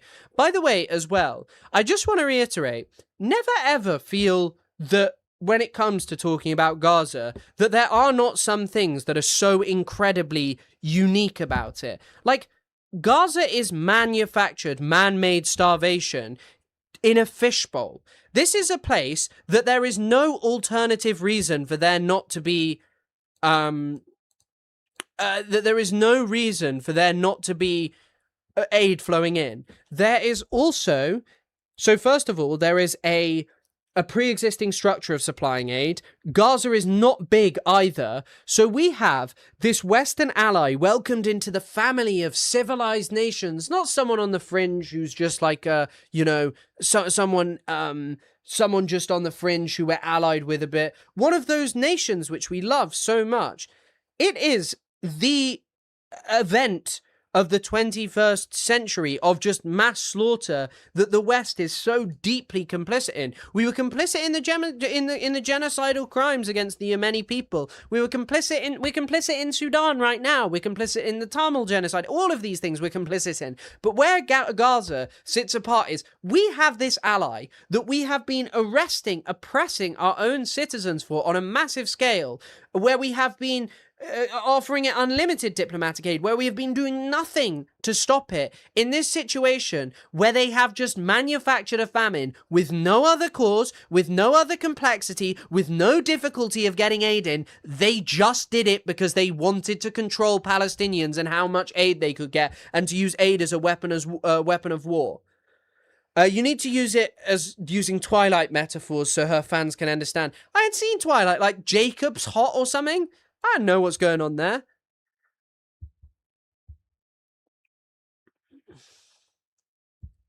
The part about the images of dead children is honestly astonishing. Of course I don't believe that people should be morally obligated to watch snuff imagery, but your only remarks to seeing such images isn't moral shot, but tut-tutting the left. In a view of morality in which nuance is viewed as the most important value imaginable instead of clear-eyedness, and where the petty squabbles and optics matter more than the basic facts on the ground. Also, by the way, she literally said, I can't comment on Palestine because it might lead to there being anti-Semitism. The left should be having conversations on optics in regards to protest. We failed in 2024. The genocide is ongoing. The moral victory wasn't the important one. But I also know that concerns about optics mean nothing if you don't believe in the cause to begin with. Can you imagine if someone's reaction to Charlottesville was people feel kinship in statues with Robert E. Lee? The left is too stupid to focus on coalition building. And now Sammy Gould is hanging out with her. Gould? I think it's Gould. Sammy Gould. I don't know which team I was. I think I was probably I like Robert Pattinson after he did this. Somebody get those beggars out of here. I like that.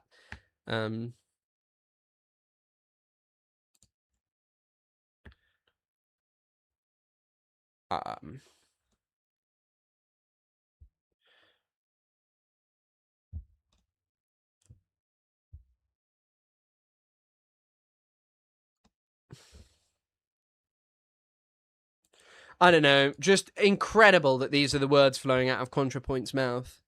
I feel kinship with the statues of Charlie Kirk. Yeah, I was up Kirking it to this Charlie Kirky statue.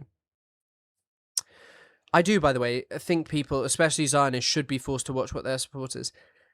I think the thing is all of these people also just watched unlimited October the 7th videos and they're like, oh my god, these are the worst things ever. And then the crimes they committed. But also, I don't think it changes anything. By the way, Ethan Klein has watched tons of the crimes that they've committed. Many of them will just sit there and justify it, you know? I mean, it's like the thing of the fucking West Bank. Just watch what's going on in the West Bank. I'm a fetus right now. 2 months till I'm out. Nice. Nice. Who's Sammy Gold? Is he like some critic turned friend of ContraPoints? I don't know. They were all at Global LibCon the other day. They were at Global LibCon the other day. I don't know. Oh, Elephant Fish. Mr. Fish. Thank you for the 100 NOK. Thank you for supporting the channel. It's so incredibly appreciated. For the first time in history, there is a live streamed in real-time genocide. We can all see it. It's a conscious choice to stay ignorant. No redemption and no forgiveness for people who enable this. I also just think, like, by the way, saying you are... Like, do you... Okay, if I had met with, like, Nazis... and I'd, like, previously hung out with someone who was, like, a collaborator, or someone who was complicit in a Nazi crime, and then the slaughter of Jewish people happened, and I stayed silent, and I was like, oh, I don't like the slaughter of Jewish people, people would be like, what the fuck? You are supportive of it. You did that in the past, and you've not come out to just, you know, almost just to tear yourself down as a human being and be like, I cannot believe I did that. You have hung out with Hillary Clinton. Like, this lady hung out with Hillary Clinton. Hung out with Hillary Clinton. Had Hillary Clinton in her home. Here you go, let's have a watch. AKA ContraPoints. The internet can be a real breeding ground for hate and disinformation. But with God sense and respect people, of course, different approaches to open people's eyes, ears, and hearts. hello, my dear. Thank you for having us. Oh, of course. Okay, I'm more of a hugger. So how long have you lived in this fabulous house? Since September. The second I walked in, I saw this staircase. I was like, I want a camera facing that. I'm looking around. I'm seeing fabulous clothes and hats. You have to... Like, this woman, this is someone who you had in your home. This woman is someone, okay, who... This woman is someone who participated in destroying Libya. And was also, by the way, anyone condemning the Iran war, this woman has the same opinions about Iran. Like, you just created the bipartisan policy. Grab people's attention and then hold it. Especially on YouTube, you're competing with cat videos. And My mother does love a good cat video. Yeah, well, who doesn't? But the other thing, okay, if we were going to frame things in this way, what did the online... Like, also, you just see these people like Arash Azizi. The answer is simple. The benchmark is not just not saying positive things about Israel, but being derangedly against its existence, talking about it that 3 times a week. Oh, I'll talk about it more than 3 times a week, my friend. I'll talk about it every bloody day. Every bloody day I'll talk about it. Happily, never ending. The thing is like, ContraPoint is obviously an imperialist, and until you know, until you change that by showing something different, people will always see you as an imperialist who hung out with Hillary Clinton. That will be your legacy. You hung out with Hillary Clinton, you know?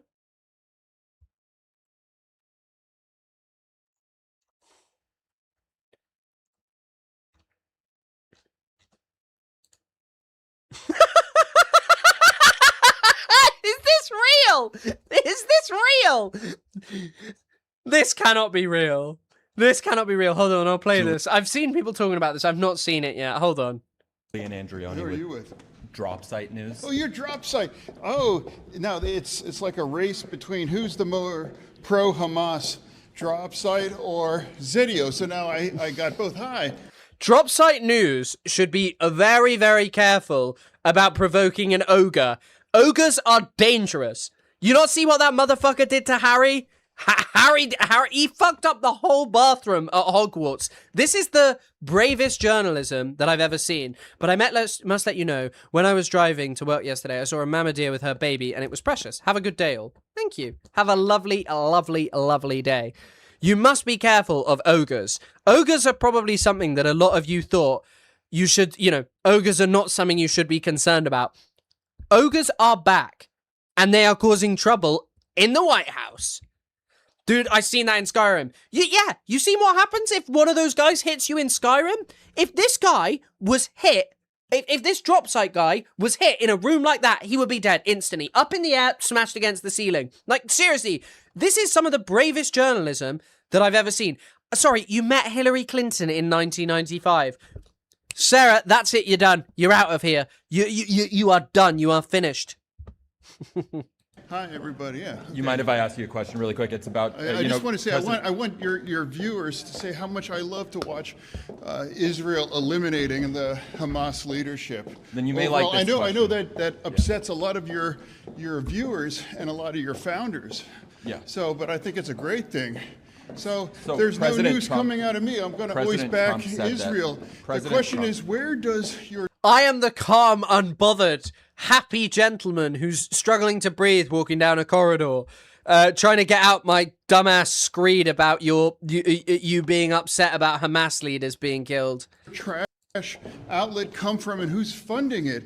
And now, Our if you readers, we think, have 46,000 individual donors. your founders think it's appropriate to attack and kill Israeli civilians, that should be the news overall. And now you're sticking a microphone in my face. So, It's not in your face, Senator. So there's not any news here. So President Trump- I think the question is, why does Drop Site love Hamas and Iran and Hezbollah so much? I think that's the news. Yeah. I mean, are you okay with taking your paycheck from these kind of people? Are you okay with Prime Minister Netanyahu being I'm in the okay, United and States? I love killing Hamas leadership. Look at him stood there, the ogre. That's what a motherfucker sees when he accidentally stumbles onto a woolly mammoth in Skyrim. This motherfucker comes up to you and says, I will kill you. I love killing. God. Everyone in the government is literally this Holden fucking blood feast meme. I know. Lindsey Graham, John Fetterman, so many people are literally just like, I love killing, and they hide behind the idea it's leadership. Bullshit. Utter bullshit.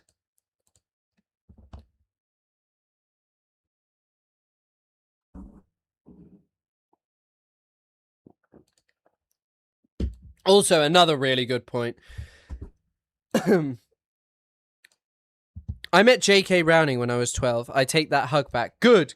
No hugs for J.K. Rowling. We're excommunicating everyone here. We're excommunicating J.K. Rowling meters, Hillary Clinton meters. Okay, right. You could have just written, I want attention, please give me attention, instead of pretending like you actually want an answer to this thing that people already gave you an answer to like 5 times you tried it. 100%. 100%. 100%. The thing is like, you know, most of these people are never going to actually watch a critical video of themselves because it's hard to accept criticism. They just won't do it. They just will not do it. No chance Fetterman smells good. Yep, you're out for meeting. You met someone, so you're out. You are gone. You are done. You are finished. Sorry, someone has just sent me something. Hold on. Give me a second.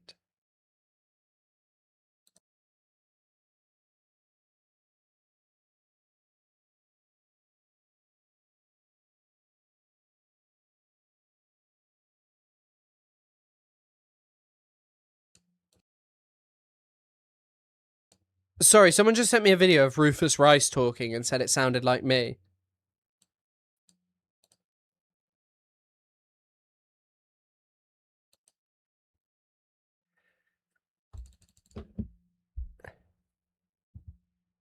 Yeah, Tutu, I hope you're okay. Sorry, it's hard to.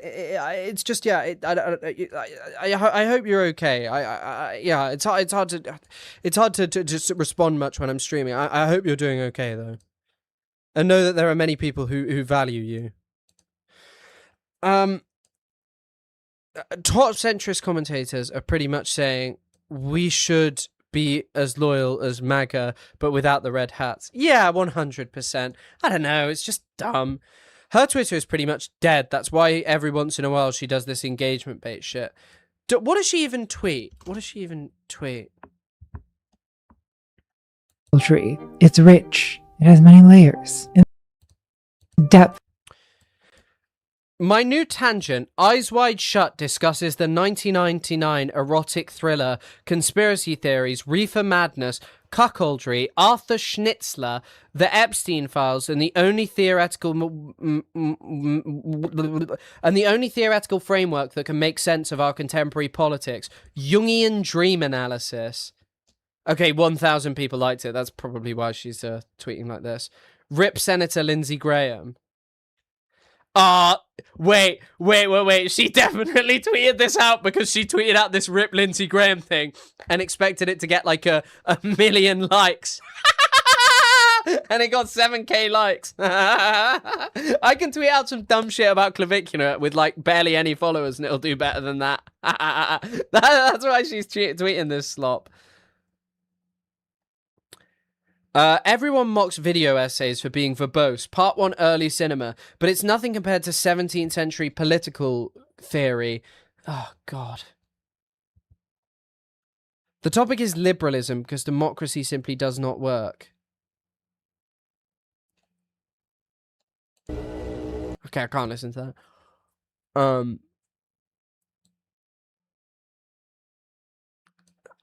God. I find this weird posting when you're drunk on here. Jesus. It's a joke. And it's also not even a joke. Yeah, the thing is if you're joking about Hillary Clinton, you were like friends with... Sorry, you're joking about Lindsey Graham, but you're friends with Hillary Clinton. Like, Hillary Clinton's just as bad as a woman. Didn't Hillary Clinton endorse the Iran war? And she also endorses, like, everything for Gaza. I don't know. Guys, on that note, I am actually going to hop off stream now, because I just, yeah, it's been a lot of stream in the last 2 days. We've done, like, 10 hours, you know, in a couple of days. I'm getting longer with this, and I am enjoying it, and I thank you all for being here. I hope that you have a lovely rest of the day. I'll be back on, I won't be back on tomorrow. Isaac and I are recording a podcast, so I'll be busy with that, because I got to research all day. I hope that you guys have a lovely rest of the day. I'll see you guys soon. Thank you again for being here. It's always so appreciated. Thank you for everyone who became members with primes, donated, whatever. Just so appreciated. Comments and watched. And yeah, honestly, thank you so much. Yeah, I'll see you guys soon. I'll see you on maybe Saturday, failing that Sunday. Check the Discord if you want to know. There'll probably be some TikToks and shit going up. But yeah, I'll see you guys soon.